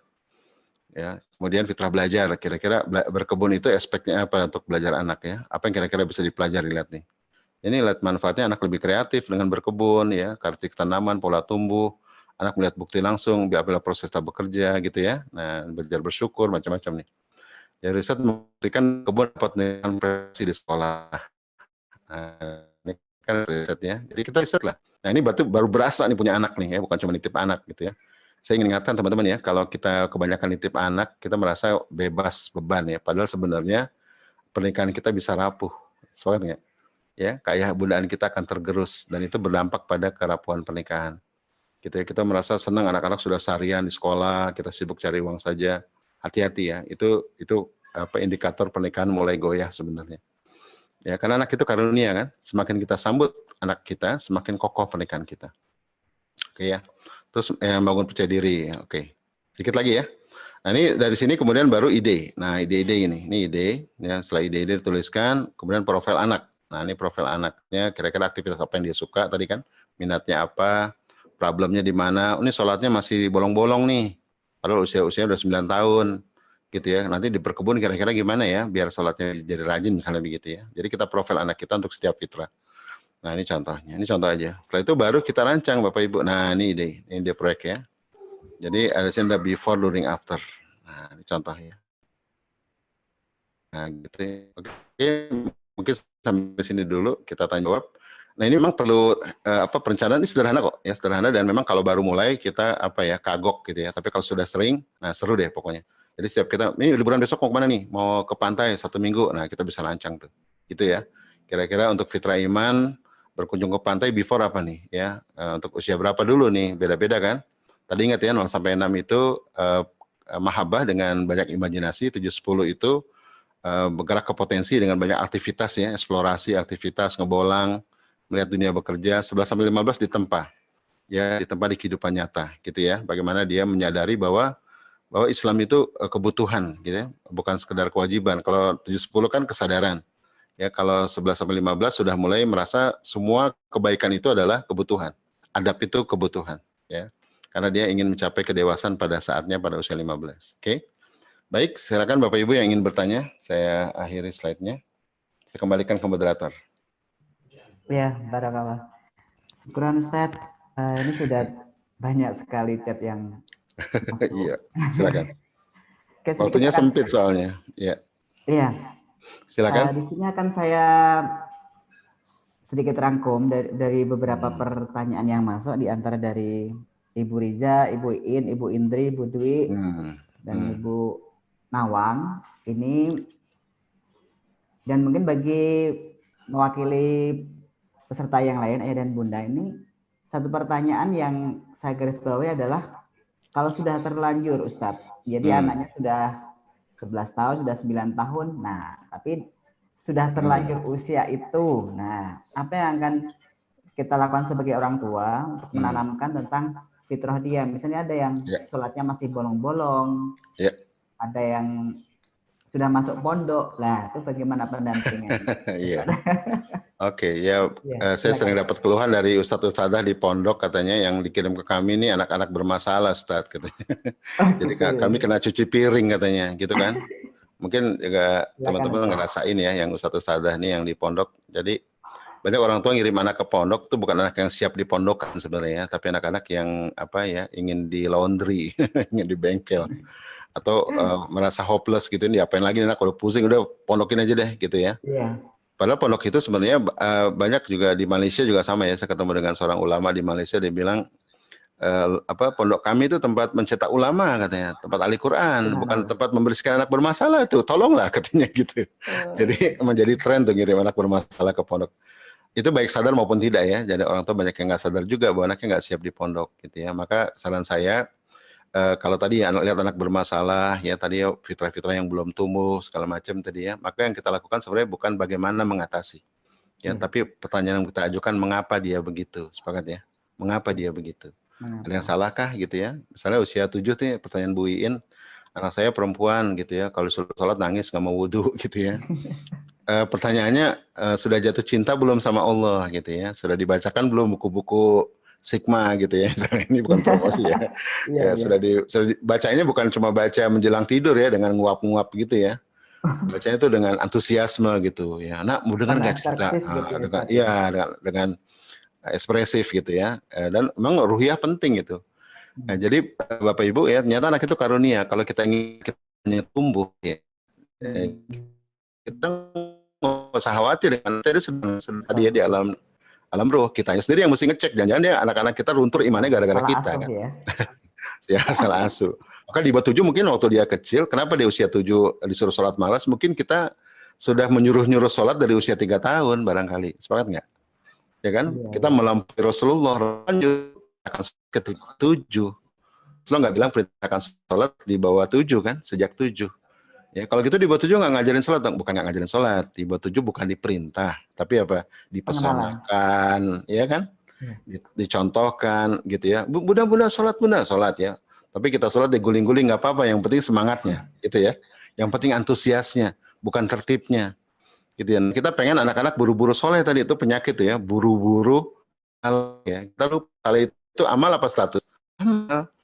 Amal itu berproses kan, ya nggak? Berproses gitu. Ini juga banyak menerap pasangan-pasangan aktivis dakwah ya.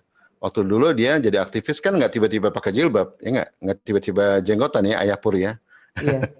Ya nggak tiba-tiba jenggotan kan, nggak tiba-tiba jidatnya hitam kan, ada proses kan. Proses jatuh cinta dulu kan, jatuh cinta pada manhaj, pada hobi kan. Mulai dia terpesona dengan ajaran Islam, baru dia pakai jilbab, sepakat nggak? Nah begitu menikah lupa prosesnya, tiba-tiba anaknya dipaksa gitu ya. Anak-anak di Indonesia kan anak kalau perlu begitu lahir pakai jilbab gitu ya, ya kan? Kalau perlu 3 bulan hafiz Quran kalau perlu. Itu kan apa ya, nggak paham konsep fitrah gitu ya. Akhirnya jadi banyak anak-anak luka ya kan, belum saatnya. Sama kayak bayi disuruh makan somai gitu ya, rusak ya, belum ada giginya gitu misalnya, atau kelolodan gitu ya. Nah banyak terjadi kasus-kasus kita nggak sesuai dengan fitrah anak. Jadi saran saya kalau sekarang anak kita mengalami hal-hal yang kelihatannya belum, harusnya sudah ya, misalnya 7 tahunnya harusnya kan menyambut sholat dengan riang gembira nih harusnya, ya nggak? Tapi kalau belum nih, apalagi malas, apalagi nangis, nah jangan-jangan kita belum membuat dia jatuh cinta pada Allah gitu ya. Termasuk usia 11. 11 itu kan harusnya udah nggak disuruh-suruh ya nggak? Iya. Udah nggak disuruh-suruh harusnya kan, 10 kan tadi ya, kalau nggak sholat ditempeleng ya gitu ya. Gitu. Tapi jangan setelah ini sampai rumah anak 11 ditempeleng ya Bu. Kata Ustaz tadi ditempeleng 10 itu kata Rasulullah gitu ya. Nah maksudnya begini, kalau usia 11 masih disuruh sholat, coba kita gali, apakah sudah mahabbah belum dia gitu ya. Sudah ada giro nggak? Kalau ngomongin Allah tuh binar matanya kelihatan nggak? Gitu ya. Nah, kalau belum ada tuh jangan dia belum mahabbah. Yang kedua, pernah nggak kita buat program dia untuk sholat tapi tanpa terpaksa gitu ya, dengan kesadaran, dengan dialog, dengan contoh tadi ya, maka 7-10-nya bisa di homestay di rumah Ustadz. Nah saran saya kalau udah kelewat, kayak usia 11 nih masih disuruh-suruh sholat bolong-bolong, diulang prosesnya Bu. Diulang lagi prosesnya. Tapi dengan tahapan usianya ya. Usia 11 nih sebenarnya 11-15 nih usia menjelang dewasa. Ya usia mulai diakui keberadaannya kan, existence ya, mulai diakui keberadaannya. Kalau 7-10 kan potensi ya. Kalau 11 ini udah mulai eksistensi. Ya kan? Maka dia sudah matut-matut di cermin ya enggak? Iya. Mulai ya ngalamin lah kita ya, udah mulai style gitu kan. Dia pengen membentuk jati diri. Nah, kita masuk lewat situ. Ya misalnya bakat ya, coba kenali bakat anak kita, misalnya bakatnya apa nih? Salurkan aja tapi yang produktif ya. Bakatnya apa, salurkan, tapi misalnya berikan dia maestro bakat yang cocok dengan bakatnya tapi yang soleh gitu misalnya. Ya misalnya dia suka suka melukis misalnya atau suka memasak ya. Nah, udah antarkan aja ke chef ya yang soleh gitu ya. Yang punya restoran misalnya. Magangkan aja di sana.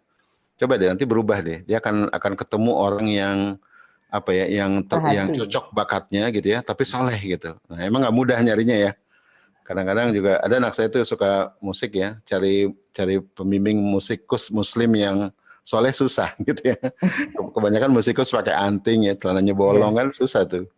Tapi doa saya sama Allah ya, biar Allah berikan jalan gitu ya. Sehingga karena penting ya. Jadi kita bergerak pada kebutuhan tahapnya, tapi mengulang proses yang gitu. Jadi membangkitkan kembali cintanya dan antusiasnya gitu ya, tapi dengan cara ada tahapnya, gitu ya, relevan dengan tahapnya. Dia butuh apa sih? Tadi saya bilang 11-15 kan ini golden age sebagai bakat ya.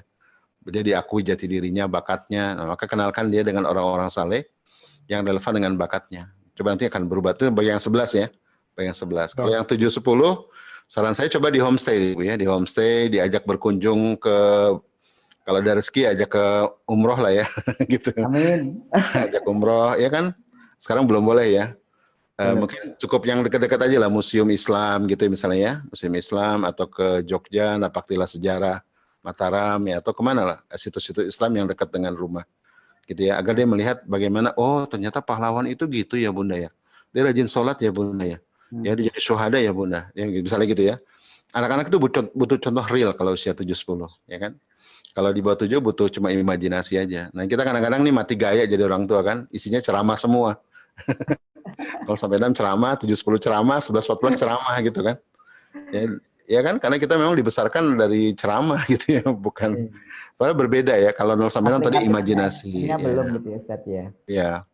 Nah jadi saran saya coba petakan 8 fitrahnya ya. Kalau skornya tuh kalau usia 7-10 paling nggak skornya tuh antusias deh gitu ya. Nanti usia 10 skornya antusias konsisten. Nah kalau konsisten berarti dia sudah punya kesadaran ya, nggak usah disuruh-suruh. Kalau usia 11 tuh skornya harusnya 7 atau 6 ya, yaitu apa? Contribution. Jadi usia 11 tuh sudah mulai terlibat dalam dakwah ya, senang untuk aktif di masjid, itu 11 ya, sudah mulai punya tokoh idola ulama, itu 11 ya kan. Kalau 11 boro-boro tokoh ulama ya, masih disuruh-suruh sholat, berarti ada yang kurang kan? Ada yang salah tuh dengan tahap sebelumnya. Ya maka saran saya coba berikan tokoh ya, berikan tokoh maestro yang relevan dengan bakatnya ya, sehingga dia dapat 2 ya. Dapat keteladanan kesalehannya gitu ya, girohnya dapat, tapi juga pengembangan bakatnya dapat ya, sehingga dia ketemu jati dirinya plus imannya gitu. Oke? Gitu. Ada lagi? Jadi memang ini seni ya, ini seni dan apa ya, memang ini kita harus turun tangan gitu ya, nggak bisa diam atau cuma modal marah-marah ya. Makin marah makin kabur deh Bu, percaya sama saya deh. Gitu ya. Ya udah pasti kesel kan, kesel lihat anak umur 11 subuh masih dibangunin, kesel kan? Kesel gitu ya. Hafal berapa nak? Ya dulu 15 juz dulu katanya. Sekarang udah nggak di pondok, udah murojaahnya belang bentong gitu ya. Kan banyak anak pulang dari pondok malah kan ukuran tahfiz itu kan murojaah, sepakat nggak? Ya kan? Iya. Karena ukuran murojaah itu ukurannya mahabbah kan. Kalau dia malas murojaah berarti ada masalah di mahabbah, ya nggak? Gitu ya. Jadi sehafal sebanyak apapun ya kalau nggak murojaah dan murojaah itu pakalnya mahabbah ya percuma. Ya nggak? Nah ini yang Rasulullah para sahabat mengatakan ya talamunal iman qoblal Quran ya. Ya mengatakan iman dulu sebelum Quran. Gitu ya. Kalau di bahasa lain adab sebelum ilmu gitu kan. Adab sebelum ilmu atau iman sebelum Quran. Itu bahasa-bahasa para ulama. Nah, kita kadang-kadang tergesa gitu ya, tergesa. Ilmu dulu adab belakangan. Quran dulu iman belakangan. Akhirnya konflik gitu kan? Konflik. Oke. Cukup. Ada lagi? Ada dari Tri Indi Mayasari Kudus nih Ustaz. Ya, silakan. Yang tadi disampaikan tentang pondok itu untuk bengkel ya. Jadi beliau tuh mengasuh panti asuhan khusus putra dari usia SD sampai kelas 4 ya, kelas SMA ini. Ada 37 anak dan belum bisa banyak kan datang ke panti masih rata-rata di usia SMP. Dan bagaimana atau cara para pengasuhnya untuk menangani anak-anak tersebut Ustaz? Kurikulumnya harus seperti apa gitu? Nah, ini dari kalau tadi sudah sampaikan ya di Fitrah Based Education itu ada tahapan sebenarnya, namanya framework ya.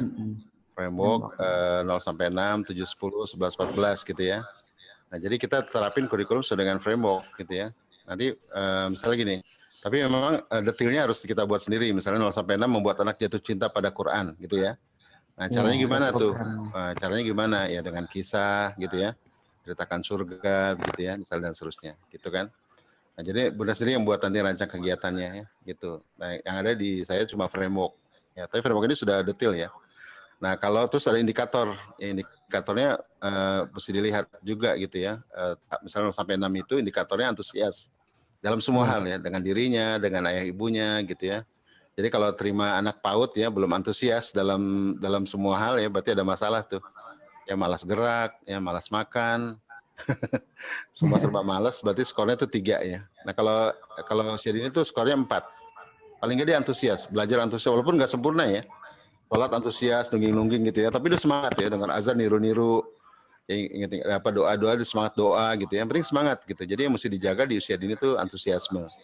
Kalau usia SD gitu ya, itu adalah antusias dan konsisten. Jadi udah mulai bagaimana nih anak-anak konsisten. Jadi Bunda kalau bikin kurikulum untuk usia SD, itu 2 hal yang harus dipelihara. Pertama antusiasme, ya, giroh dalam belajar. Yang kedua konsisten.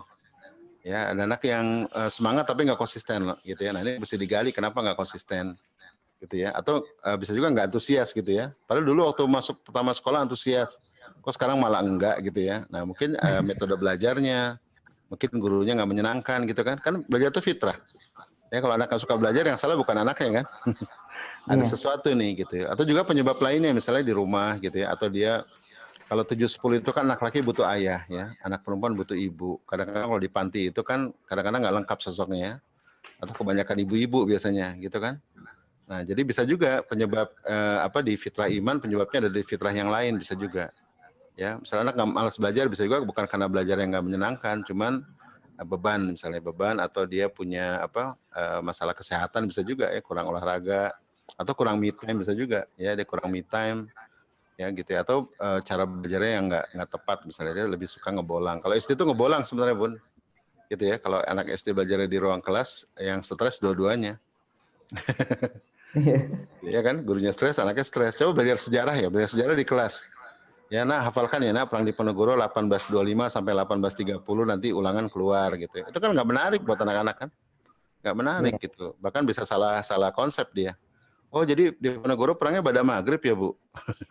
Kok pada maghrib? Itu 1825. Katanya 1825 tahun kan, bukan jam. Jadi bisa salah persepsi kalau di 7. Dia harus melihat langsung gitu ya, real. Nah, jadi memang kalau kita bikin lembaga pendidikan itu ya harus serius gitu ya. Nah, mulai masuk SMP itu mulai ditempa ya. Nih saya lagi kedatangan 2 keponakan, ayah ibunya kena COVID. 2 keponakan saya nih. Ayah ibunya kena COVID, diisolasi, anaknya diantarin ke saya karena dia nggak negatif anaknya 2. 2 anak ini 1 3 tahun, 1 4 tahun ya. Dua-duanya ini anak yang ditinggalkan ayah ibunya bekerja setiap hari. Ya kebayang nggak? Ya caper gitu ya, gampang nangis. Terus sebenarnya dia bisa ngomong bener tuh bisa. Aku ingin makan bisa. Tapi kalau ngomong tuh pasti merajuk. Gitu. Itu udah 2 minggu di rumah saya tuh. Ya kita perbaiki, kita recover semua. Ya, kamu bisa ngomong kan? Bisa, coba ngomong. Oh, itu kan bisa gitu ya. Kadang kalau pipis harus dipangku gitu. Kalau dipangku nggak mau pipis kan nyusahin orang kan. Padahal bisa gitu. Pakai celana harus dipakai. Iya, karena ayah ibunya bekerja sama pembantu setiap hari gitu. Ya kan? Jadi kekurangan kasih sayang. Betul. Ini 2 minggu di sini juga nggak nanyain bapak ibunya, nggak ditanyain. Kan sudah nyaman, Ustaz. Iya, kangen sih kangen, tapi nggak pengen pulang juga mereka. Tenang aja. Karena dia pikir juga di rumah juga bapak ibunya ninggalin rumah gitu, dia pikir kali ya. Betul, nggak ketemu sama saya kan di rumah, saya ajak jalan, saya ajak ke danau, saya ajak sholat subuh berjamaah. Ada yang kecil tuh, aku benci sholat gitu. Kebayang gak? Anak 3 tahun ngomong aku benci sholat tuh, kebayang ya? Ya kan, bahkan di rumahnya itu suasana sholatnya itu menegangkan, bisa juga kan. Kadang-kadang agama disampaikan ke anak dengan cara tegang gitu kan. Iya. Gitu. Itu lagi turun. Oke. Gitu ya. Iya. Jadi yang penting kita tetap optimis ya, Bu, gitu ya. Dan kurikulumnya kita susun, nanti kalau ingin WhatsApp saya boleh ya. Kita diskusi tentang kurikulum, nanti saya kasih frameworknya buat Ibu ya, insya Allah. Gitu. Ada frameworknya kok, nanti detail itu ada indikatornya ada gitu ya. Bunda silakan nanti turunkan dari sana jadi kurikulum. Kurikulum berbasis fitrah, ilmu dan adab. Jadi saya gabungkan 3 itu, fitrah, ilmu, adab. Oke. Oke. Ada lagi? Ada lagi yang mau bertanya? Silakan. Sudah nulis di chat Dwi Rahayu. Bunda Novi bisa dipersiapkan untuk Dwi Rahayu. Langsung tanya bisakah? Silakan. Silakan Bunda. Ya, Bunda Dwi Rahayu, silakan Bunda. Ya. Ya, silakan Bunda. Ya, Assalamualaikum Ustaz. Waalaikumsalam. Ya. Silakan langsung ke Ustaz. Warahmatullahi wabarakatuh. Banyak kepo nggih Ustaz, Afwan. Ini untuk maaf, saya kan pengajar,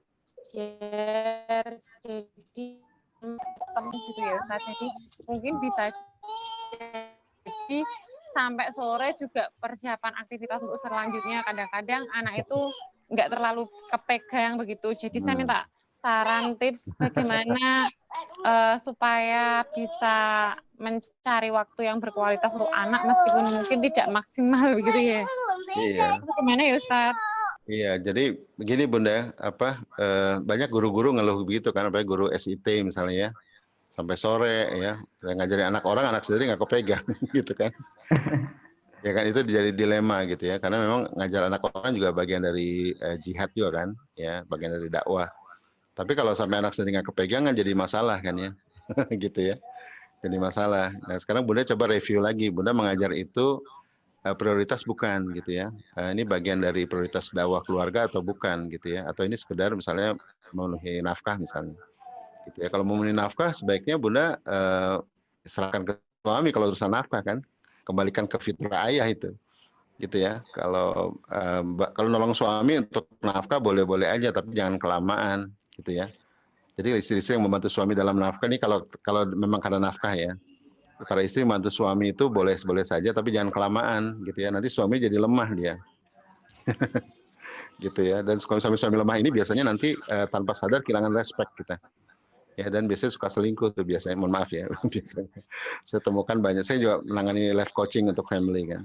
Itu kalau karena alasan nafkah gitu ya. Kalau alasan karena karir gitu ya. Kalau karir misalnya Bunda bisa merencanakan misalnya setahun 2 tahun ke depan bagaimana membuat sekolah sendiri misalnya, sehingga anak-anak bisa ikut Bunda pegang. Bisa juga kan bikin komunitas belajar di rumah atau sanggar belajar ya dengan ilmu Bunda.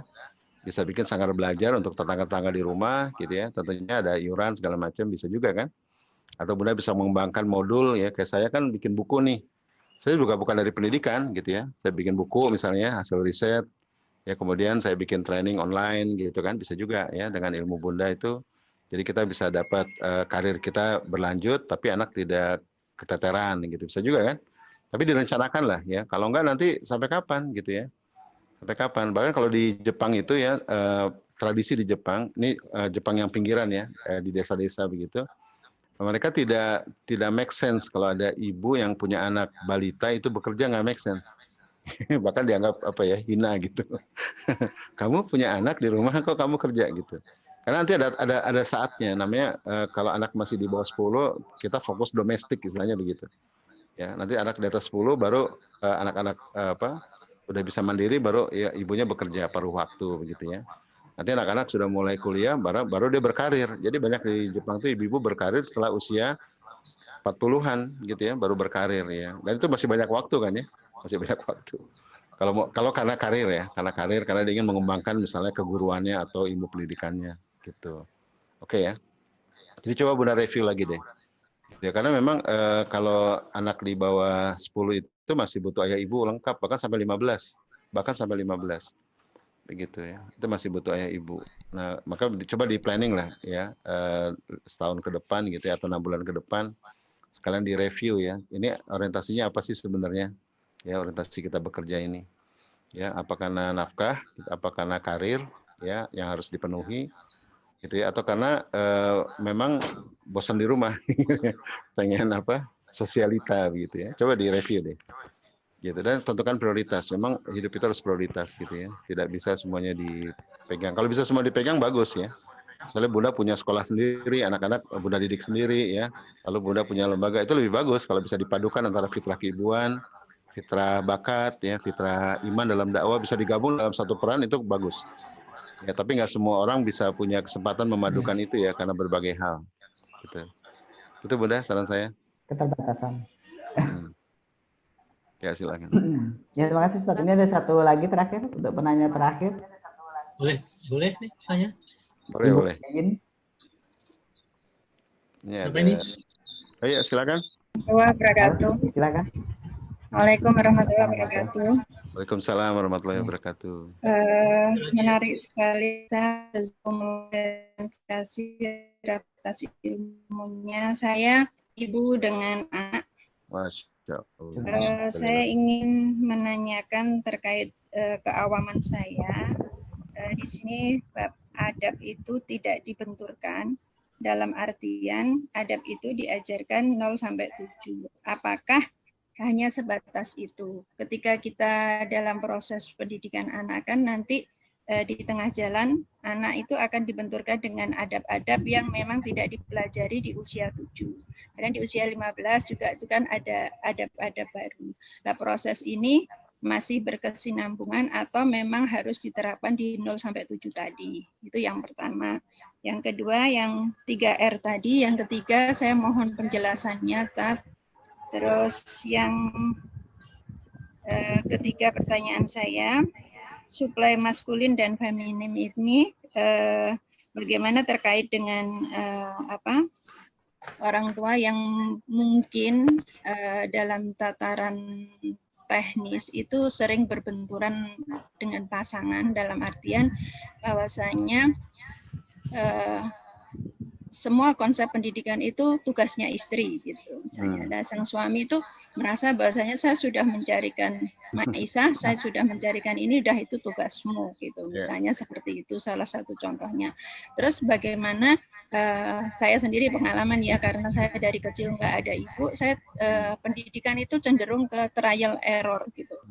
Jadi dan ini bisa dibaca oleh anak-anak saya, ibu kita itu nggak pernah punya ibu, tapi tiba-tiba jadi ibu gitu. Jadi otomatis segala kesalahan saya itu hampir dimaklumi sama anak saya gitu loh. Lah saya kayaknya kurang terima kalau saya dimaklumi gitu. Maksudnya kalau saya salah ya saya disalahkan aja, anak-anak jangan diem aja gitu. Tapi kalau bapaknya yang salah, protesnya itu tinggi gitu. Nah gitu. Saya maksud saya itu di sini bagaimana tadi ya suplai feminim dan Maskulin. maskulin yang memang dibutuhkan anak itu sejauh mana. Itu ya, itu aja. Jazakumullah khairan. Waalaikumsalam. Masya Allah, pertanyaannya bagus-bagus nih. Jadi pertama dulu ya saya jawab tentang adab ya. Jadi adab itu dia bergerak gitu ya. Jadi adab itu mulai diperintah pada usia 7. Ya, sesuai dengan hadis Rasulullah kan, perintahkan sholat ketika usia 7. Jadi, sholat itu kan adabnya. Saya diskusi dengan Dr. Adi Nusaini, sholat itu adab. Adab kepada Allah kan sholat ya. Maka semua adab diperintah sejak 7. Semua adab. Ya, di bawah 7 tahun itu tidak diperintah, tapi bukan berarti nggak diajarkan adab. Di bawah 7 tahun itu dipesonakan, ya, dicontohkan, diteladankan, gitu ya, dibersamai, itu di bawah 7. Dan targetnya bukan sempurna, targetnya dia antusias saja, misalnya antusias bangun pagi, ya, antusias makanan yang toyib, gitu ya, antusias dengar azan, antusias dengar Quran, itu aja, bukan target tertib ya, gitu. Karena belum disiplin kan, have no idea about rules di bawah 7. Ya, kita ingat dulu di bawah 7 kan main tak umpet aja kita ngaco ya. Yeah. Kita baru bisa tahu aturan itu di atas 7 kan, main galasin, main benteng di atas 7. Maka di bawah 7 itu have no idea about rules. Maka tidak ada disiplin di bawah 7. Ya, maka disebutnya masa pralatih. Tidak ada disiplin di bawah 7. Tapi bukan berarti nggak didisiplinkan ya. Tapi tidak berharap dia disiplin di bawah 7 ya. Tapi berharap dia antusias dengan kedisiplinan. Antusias dengan adab. Maka di bawah 7 tahun itu adab dicontohkan. Orang tua harus membangun. Misalnya makan di meja makan gitu ya dengan tangan kanan. Orang tua mencontohkan gitu ya. Beresin mainan itu dibersamai, bukan ayo nak beresin mainan nak gitu ya. Kamu nih umat Islam harus rapi, nggak gitu. Itu perintah kan. Di bawah 7 tuh yuk kita beresin mainan, ayo cepet-cepetan lempar ke kotak misalnya gitu ya. Nah seperti itu. Kalau anak berbuat misalnya naik ke atas meja atau apa, kita bukan lebih nahi mungkarnya tapi amar ma'rufnya gitu. Ya nak, kaki buat apa nak? Kaki buat ke masjid kan, buat sholat, bukan naik ke meja. Ini meja untuk ayah bekerja gitu. Jadi disampaikan ma'rufnya dulu ya, bukan nahi mungkarnya. Jangan, kamu tuh penakal, kaki kamu tuh nggak bisa. Ya, itu. Akhirnya anak-anak yang ditangkap adalah negatifnya ya, bukan positifnya. Gitu ya. Karena di bawah 7 tahun itu setiap luka imaji akan melahirkan luka emosi. Setiap luka emosi akan jadi luka persepsi. Setiap luka persepsi akan jadi buruknya ketika dewasa kelak. Malas sholat, benci Tuhan bahkan, itu karena ada di bawah 7 tahun dia tidak mendapat imaji-imaji yang positif atau kesan ya. Kalau dalam Islam itu athar ya, keberkesanan. Ya, maka para ulama mengatakan mendidik itu seperti berdakwah, yang disentuh itu jiwa gitu kan. Jiwa. Maka kalau di bawah 7 tahun bahasa psikologinya perasaan, emosional ya gitu ya. Jiwa yang disentuh di bawah 7 itu. Nah, 7 sampai 10 ya baru adab itu diperintah. Tapi adab diperintah tapi fitrah disadarkan. Nah, maka di bawah 7 harus banyak aktivitas kan. Ya, ngebolang, naik gunung, ya, homestay di rumah ulama ya. Dan seterusnya. Jadi bagaimana lihat dunia bekerja sehingga kemudian ketika adab diperintah dia punya kesadaran adab itu penting loh gitu ya. Lihat tuh alam semesta ya. Tadi ada buku tentang sains kan ya. Jadi bukan tentang sainsnya tapi bagaimana dia melihat keteraturan di semesta. Bagaimana bulan, bintang teratur, ya bagaimana mereka tasbih kepada Allah begitu kan. Nah, maka penting itu naik gunung, napak tilas sejarah gitu ya, ekspedisi ke ujung kulon misalnya. Sehingga anak-anak melihat bagaimana dunia itu bekerja, bagaimana hamba-hamba Tuhan ini tunduk pada Tuhan gitu. Sehingga dia, oh saya perlu sholat kalau begitu, gitu ya. Jadi kesadaran untuk sholat itu di usia 10 berangkat dari pengamatan dia, ya, kesimpulan dia atas segala sesuatu yang dia lihat gitu ya. Oke. Jadi kalau di bawah 7 itu keberkesanan dari perasaan, 7-10 itu keberkesanan dari activity, ya. Dari activity, ya, dari mubasyar, bagaimana dia melihat. Kan dia mulai tamyiz kan, mulai banyak kritis, banyak bertanya, puaskan gitu ya dengan cara melihat langsung gitu. Oke, jadi adab itu diperintah tapi fitrah disadarkan. Ya, sehingga nanti ketemu nih antara perintah dengan kesadaran. Ya, akhirnya dia patuh dengan kesadaran. Dalam bahasa dakwah disebut tau'iyah. Ya, sadar itu 7-10. Jadi bukan berarti makanya adab bergerak ya. Maka nanti 11 sampai 15 ini boleh masuk taklim kan, pengajaran yang deras itu di 11 ke atas. Ya, hakikat tentang metafisik, tentang filsafat Islam tuh mulai 11 ke atas, mulai masuk. Maka ada istilah adab sebelum ilmu kan, gitu ya. Maka adab harus selesai di usia 10. Ya, nanti adab sebelum ilmu. Karena begitu masuk ilmu ya, adab sudah tuntas ya. Paling nggak adab dalam arti dia sudah patuh dengan kesadaran tuh sudah cukup tuh, adab basic ya, adab basic. Akhirnya dia mau beradab pada ulama, beradab pada Quran, beradab pada lingkungan, ya beradab pada masyarakat, gitu kan? Karena dari imaji yang positif berangkat jadi jadi keberkesanan ya, kemudian kesadaran. Akhirnya dia mau beradab kan. Maka 11-14 itu nanti kemudian ketemu tuh. Begitu dia ditempa gitu ya, ditempa dengan apa? Kasih investasi, bukakan rekening, bikinkan paspor ya, libatkan dalam tugas-tugas dakwah, proyek sosial, dia mulai merasakan bahwa wah ternyata adab itu penting ya, ternyata sholat itu penting. Nggak mungkin orang berdakwah kalau nggak rajin sholat gitu ya. Nggak mungkin orang bisa bisa menjalani investasi dengan tough, dengan tangguh ya, tanpa ada iman yang kuat gitu ya. Jadi muncul di usia 11-15. Maka diharapkan nanti 15 ke atas dia sudah sisanya dia tuliskan sendiri nanti gitu ya. Karena sudah mulai masuk masa mukallaf. Itu kalau bicara adab, mudah-mudahan paham Bunda ya. Jadi adabnya bergerak gitu ya. Jadi tidak sama, tidak terus diperintah terus enggak ya. Nah, kalau di bawah 7, kalau adab diperintah kasihan kan, atau dibenturkan ya. Misalnya dia suka ngomong, kita anggap nggak beradab. Padahal anak suka ngomong itu kan, dia bicara fitrah bakat ya, keunikan kan. Dia suka ngomong. Nah kamu tuh cerewet banget dibacakan hadisnya gitu. Ya, jadi kalau di bawah 7 itu diterima saja, acceptance ya, diterima, disalurkan gitu ya. Nah 7-10 mulai banyak disalurkan. Oke, yang kedua tentang reason, ketiga reason. Jadi pertama tuh 3R ya. Jadi kalau buat kita untuk anak, pertama adalah relevan dengan fitrah, dengan minatnya, dengan bakatnya, dengan usianya. Oke, yang kedua relation. Orang mau beramal kalau ada cinta, sepakat nggak? Cinta yang kuat. Ya, kita sama suami aja kalau lagi cinta mau disuruh apa aja kan? Kalau lagi sebel ogah kan gitu. Ya kan? Cinta kata Gomblo, kalau cinta sudah melekat maka kotoran kucing terasa coklat katanya. Jadi cinta ini yang penting untuk mengikat ya. Bonding kalau orang bilang bonding. Nah, ketiga reason. Reason ini sebenarnya bicara untuk anak di atas 7 ya. Anak-anak harus melihat ya dengan akalnya gitu ya, dengan hatinya bahwa ini memang penting untuk hidupnya gitu. Nah, ini maka penting ilmu nanti ya. Ilmu mulai ya, sehingga reasonnya dapat gitu. Ya, termasuk juga kalau misalnya di rumah bapak ibunya berjuang gitu ya, anak-anak punya reason. Kenapa sih saya harus belajar dengan rajin gitu ya? Kalau hanya dulu prihatin gitu ya. Kenapa saya harus belajar dengan rajin? Kenapa saya harus soleh gitu? Karena saya lihat ibu saya juga orang yang saleh gitu ya. Mereka ini para pejuang hebat gitu. Saya malu kalau saya nggak berjuang. Keluarga ini keluarga baik gitu ya. Maka penting tuh nanti bapak ibu menanamkan reason. Termasuk juga, mohon maaf ya, termasuk juga silsilah. Kalau perlu silsilah tempel di tembok ya. Nah ini kamu dulu moyang kamu di Ponegoro nak gitu ya. Nggak ada cerita tuh di Ponegoro ngerokok misalnya gitu ya. Misalnya begitu ya. Itu akan membuat anak-anak punya punya kekuatan ruhiyah ya. Kenapa dia harus saleh misalnya gitu kan. Silsilah itu penting. Jadi pokoknya semua yang membuat reason ya, yang make sense gitu ya untuk membuat anak itu mau saleh itu coba kita munculkan. Itu reason namanya. Oke ya Bunda ya. Termasuk juga happening art nanti ya. Hal-hal yang memicu ya, trigger kesalehannya juga kita siapkan. Itu disebut reason. Oke.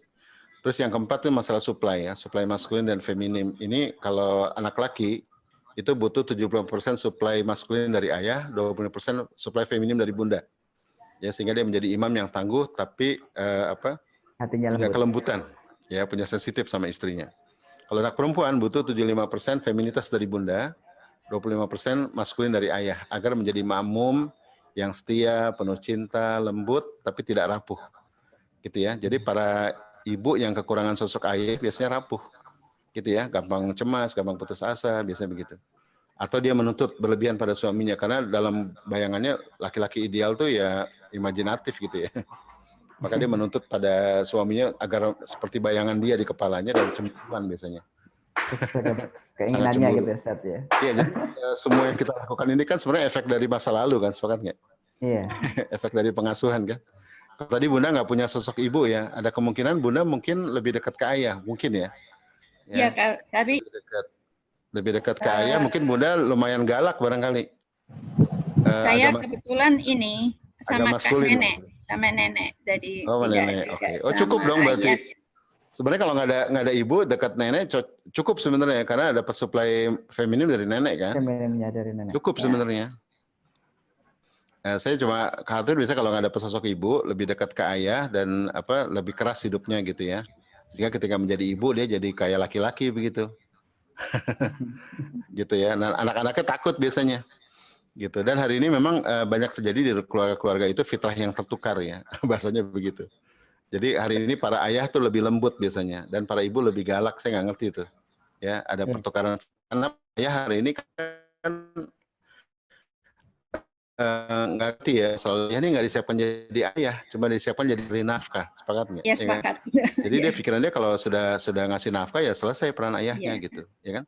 Gitu kan? Kebanyakan gitu, Ustaz. Ya kebanyakan gitu. Jadi urusan dari mulai merancang pendidikan, ngambil rapot, parenting ibu Ngambil semua. rapot. Nah akhirnya ibu karena ayah tidak hadir, ibu jadi pencemas kan, ibu jadi superwoman kan.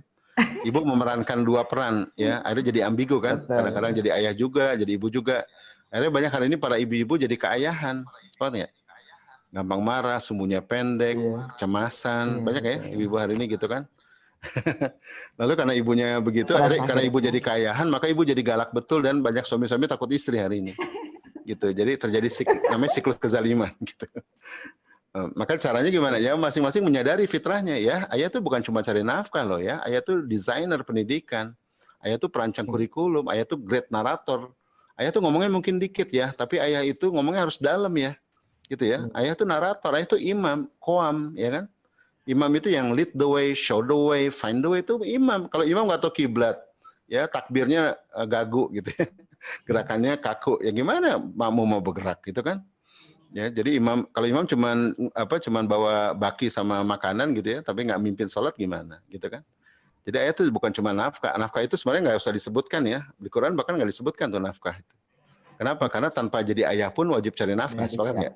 Ya kan, nggak usah jadi ayah juga wajib cari nafkah. Bujangan juga wajib cari nafkah.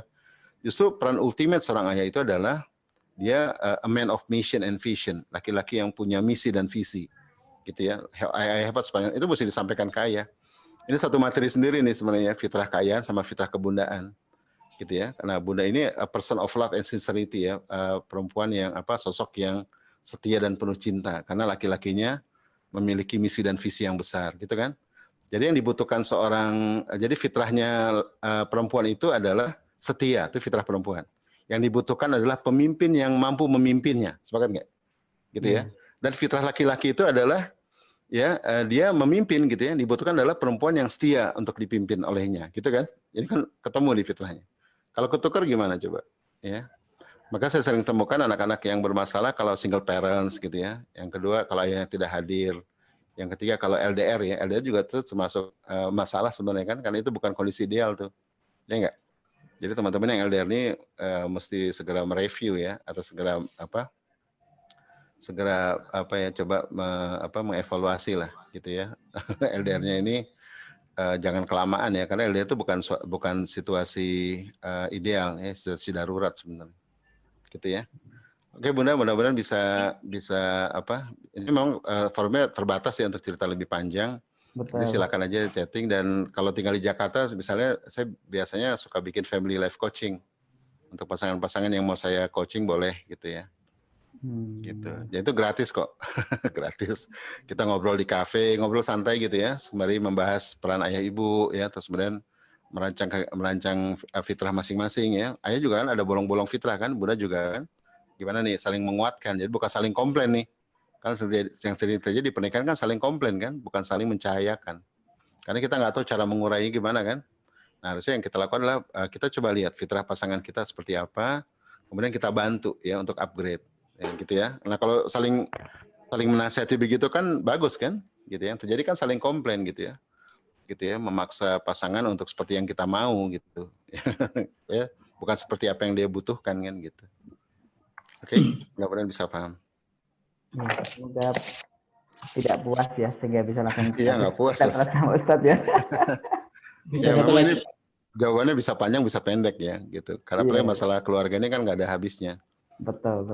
Makanya saya buat framework ya, biar teman-teman punya panduan ya, termasuk juga mungkin Desember ini saya mau bikin training gratis ya, sekitar 7 seri untuk para pembina Majelis Taklim atau pengurus masjid yang pengen bikin program pendampingan keluarga. Ya, karena keluarga-keluarga ini kan harus dampingi ya. Ya enggak? Kan dakwah keluarga ini kosong Bunda hari ini kan. Ayah Bunda ini kosong dakwah keluarga hari ini. Ya. Kalau dakwah politik seru ya, orang pada tertarik ya, dakwah ekonomi gitu ya. Kalau dakwah keluarga kan nggak menarik. Padahal tingkat perceraian tinggi loh. Indonesia hari ini tingkat perceraian itu 50 keluarga per jam. 50 keluarga per jam bercerai, bubar tiap jam. Atau kalau per tahun itu 395.000 kasus perceraian per tahun. Jadi parah betul ya. Kita bicara kebangkitan umat, kebangkitan Islam. Kalau keluarganya rapuh, mau kemana bro? Gitu ya. Ya, kalau ini sih, kalau bagi saya ini panggilan hidup saya gitu. Kalau bagi saya sampai mati melakukan ini gitu. Oke. Mudah-mudahan dimudahkan. Cukup ya? Bisa satu lagi, Ustaz? Cukup? Masih bisa satu lagi, Ustaz? Boleh. Satu lagi. Terima kasih, Ustaz. Saya mencoba memahami pendidikan berbasis fitrah ini. Sepertinya tidak sesederhana yang apa itu namanya, yang bisa dijelaskan oleh Ustaz. Karena menurut saya ini pertama harus paham dulu bagaimana konsep fitrah yang dimaksudkan Ustaz. Setelah itu kelihatan tadi ada framework ya, artinya pelaksanaannya pun harus sesuai dengan standar yang Ustaz sampaikan sedemikian sehingga kita bisa mengarahkan anak-anak yang Ustaz maksudkan. Gitu ya. Nah, sebab itu mana tadi untuk bisa mengimplementasikan tentu kan butuh framework ya, sedangkan kita di dalam sekarang presentasi sekarang ini kan belum terlihat ya frameworknya bagaimana ini untuk kalau misalnya untuk fitrah yang ini itu bagaimana. Nah itu bagaimana Ustaz? Istilahnya kelanjutan kita ini kalau misalnya kita tertarik untuk mengimplementasikan pendidikan berbasis fitrah ini, bagaimana ininya gitu, langkah-langkahnya. Karena kalau pemahaman saya tadi, kalau misalnya kita ini, misalnya saya ini khusus untuk diri saya untuk mengimplementasikan itu tadi, itu kan harus pengulangan yang dulu tidak saya lakukan gitu kan, misalnya seperti itu. Terima kasih, Ustaz. Ya, terima kasih Ustaz. Jadi memang gini, fitrah itu kan bicara jiwa kan, fitrah itu kan nature of soul ya, dan hidup itu tentang tazkiyatun nafs kan, ya enggak? Kalau jiwa itu baik, ya maka baiklah kehidupan seseorang kan, ya bahkan ada kalau di hadis-hadis itu man arafa nafsahu faqad arafa rabbahu. Jadi cerita tentang hidup ini kan bagaimana menata jiwa sehingga kita bisa bertemu dengan Tuhan gitu ya, dengan sebaik-baiknya. Dan jiwa yang tertata ini nanti berdampak pada aspek kehidupan kan, dalam sosial, dalam keluarga gitu.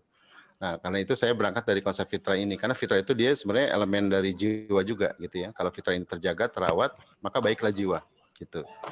Nah, fitrah itu kalau saya ambil dari Imam Ghazali ada 8 aspek fitrah tadi ya. Dan itu saya buat framework.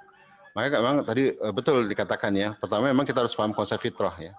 Bukan hanya paham, harus meyakini juga ya. Mengenali dan mengakui ya bahwa manusia itu membawa fitrah, dan ini menabrak semua teori barat ya tentang manusia. Ya, bahwa manusia itu dari hewan, manusia itu Tuhan, ditabrak semua oleh konsep fitrah kan, gitu ya, termasuk konsep manugaling kawulo gusti gitu ya, itu ditabrak semua oleh konsep fitrah. Ada memang sifat-sifat Tuhan dalam diri manusia yang mirip sifat Tuhan, tapi bukan sifat Tuhan, berbeda kan, itu fitrah namanya.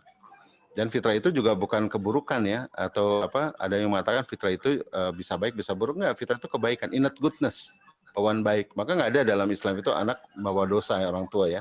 Innate sins itu nggak ada, itu ada di agama Kristen ya. Islam itu innate goodness. Ya, bahkan kalau para pakar ya, para ulama dengan lengkap mengatakan innately predisposed to know God and to do good and to accept the true knowledge. Jadi elemen-elemen kunci dalam Quran itu ada dalam jiwa kita sebenarnya. Kita kan suka adil ya. Ya enggak, suka jujur. Lihat anak-anak kita baru lahir kan suka adil, suka jujur, suka makanan yang alami, bahkan dari aspek fisik pun ya, itu fitri ya. Suka makanan yang alami ya, alpukat ya, tidak terlalu asin, tidak terlalu manis kan. Kenapa ketika besar suka junk food ya, suka makanan jajanan yang ada 10P itu kan, pewarna, pengawet, pemanis, pengasin dan seterusnya gitu ya. Itu sebenarnya kan melawan fitrah gitu ya.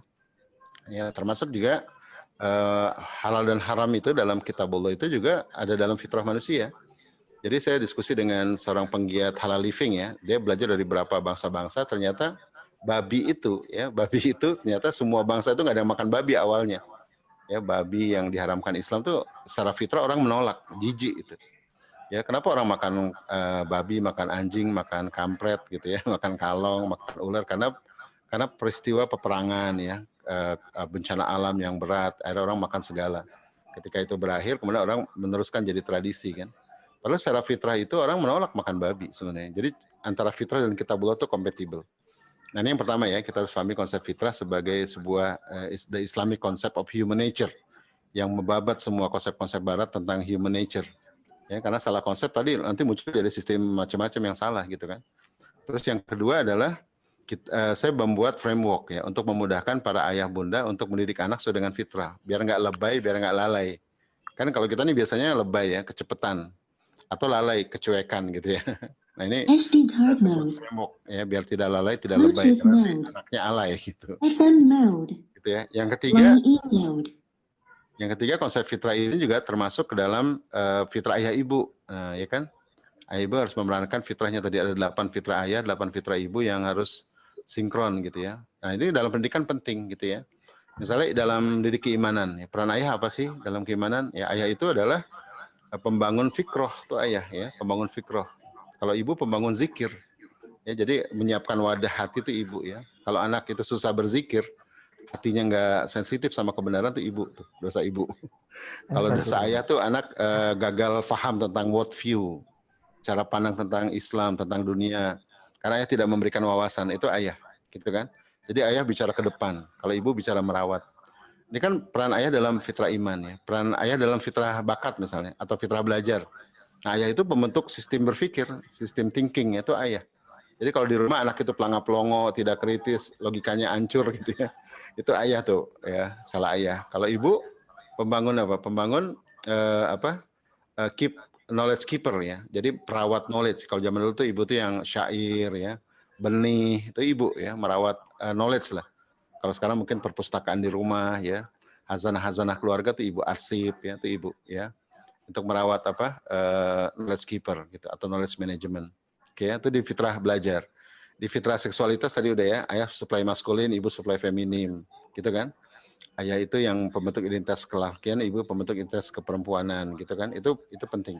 Jadi masing-masing punya peran untuk setiap fitrah. Ya, untuk fitrah bakat ya, fitrah bakat ayah itu sebagai profesional. Ya, di masa lalu itu ayah yang mengajarkan kayu segala macamnya, petukangan tuh ayah dulu kan? Ya, termasuk bisnis tuh ayah gitu. Maka zaman dulu anak-anak itu kalau magang bersama ayah, kayak Rasulullah kan magang bersama pamannya berdagang ke Syam gitu ya. Karena memang tugas-tugas pendampingan pengembangan diri itu ayah sebenarnya. Nah sekarang kan di era modernisme ini ayah terpisah dari anaknya gitu ya, ya kan? Ya itu dibahas di buku saya di Fitrah Based Education. Ya lumayan lengkap sih gitu ya. Karena memang saya bukan ngarang ya, itu digali dari hazanah ya, dari research, dari sirah ya, dari sejarah ya, saya gali gitu. Dan saya nggak sendiri ya. Jadi setiap bulan tuh saya dulu ya sebelum pandemik, setiap bulan kami mengundang pakar ke UI. Ya, pakar-pakar untuk bicara satu subjek, misalnya tentang bakat ya, tentang seksualitas, tentang iman. Saya undang para pakar ini, kemudian saya melengkapi framework. Nah, jadi framework makin lama makin kaya gitu ya. Karena kita umat Islam ini banyak pakar, tapi biasanya bicaranya sektoral. Ya kan, ada yang ngomong tentang fisik aja ya, tentang kehidupan sehat, makanan sehat, kayak Ustaz Zaidul Akbar misalnya ya. Ada orang yang bicara tentang keimanan aja gitu ya, ada yang bicara tentang adab aja. Ada yang bicara. Jadi saya lebih integrator sebenarnya gitu ya. Karena itu keahlian saya memang integrator. Gitu. Oke, mudah-mudahan nanti kalau mau pesan buku boleh, kalau bukunya terlalu mahal bisa follow saya di Facebook ya, karena saya posting juga di Facebook. Ya, jadi saya bukan komersial. Jadi teman-teman yang ingin belajar itu silakan nanti di Facebook ada ya, usia 0 sampai 6 apa aja sih gitu, 7-10 apa aja sih. Misalnya ada di Facebook. Tapi memang harus cari ya. Harus searching. Kita harus searching, cari-cari. Itu saya tumpahkan semua kok di Facebook, di wall saya maupun di grup ya, gitu. Jadi silakan nanti teman-teman untuk eksplorasi, atau di YouTube juga banyak video-video saya dari undangan-undangan lembaga juga itu bisa ditonton. Oke? Insya Allah memang kalau baru awal kelihatannya kompleks ya, tapi kalau sudah mulai masuk perlahan-lahan gitu ya, makin lama makin indah gitu, makin indah. Karena sudah distrukturkan kan ya, udah nggak kusut lagi, sudah mulai distrukturkan. Ya, jadi para ulama dulu mengatakan sebuah karya itu bukan membuat yang baru sebenarnya, tapi sebuah karya itu adalah mengkoleksi berbagai macam hazanah sehingga jadi lebih mudah gitu. Dikembangkan gitu ya. Jadi bukan membuat sesuatu yang baru sebenarnya kan kita nggak boleh bid'ah kan. Tugas kita adalah merajut ya, kemudian menghidangkan jadi jadi sesuatu yang mudah untuk diterima publik gitu. Jam 9 nih Ustaz ya. Iya. Oh iya di jam 10 nih. Oke, syukur Ustaz. Oke, terima kasih teman-teman sekalian, para ayah bunda, para ustadz ustadzah yang sudah bersabar mendengarkan saya. Semoga bermanfaat dan memang waktunya kurang ya. Kalau sampai pagi juga masih bisa sih sebenarnya. Iya. Pagi-lagi juga masih bisa Ustaz ini. Ya, oke. Terima kasih Ayah Pur dan teman-teman sekalian. Maaf kalau ada kata yang salah. Jazakallah khairan jazaa. Assalamualaikum warahmatullahi wabarakatuh.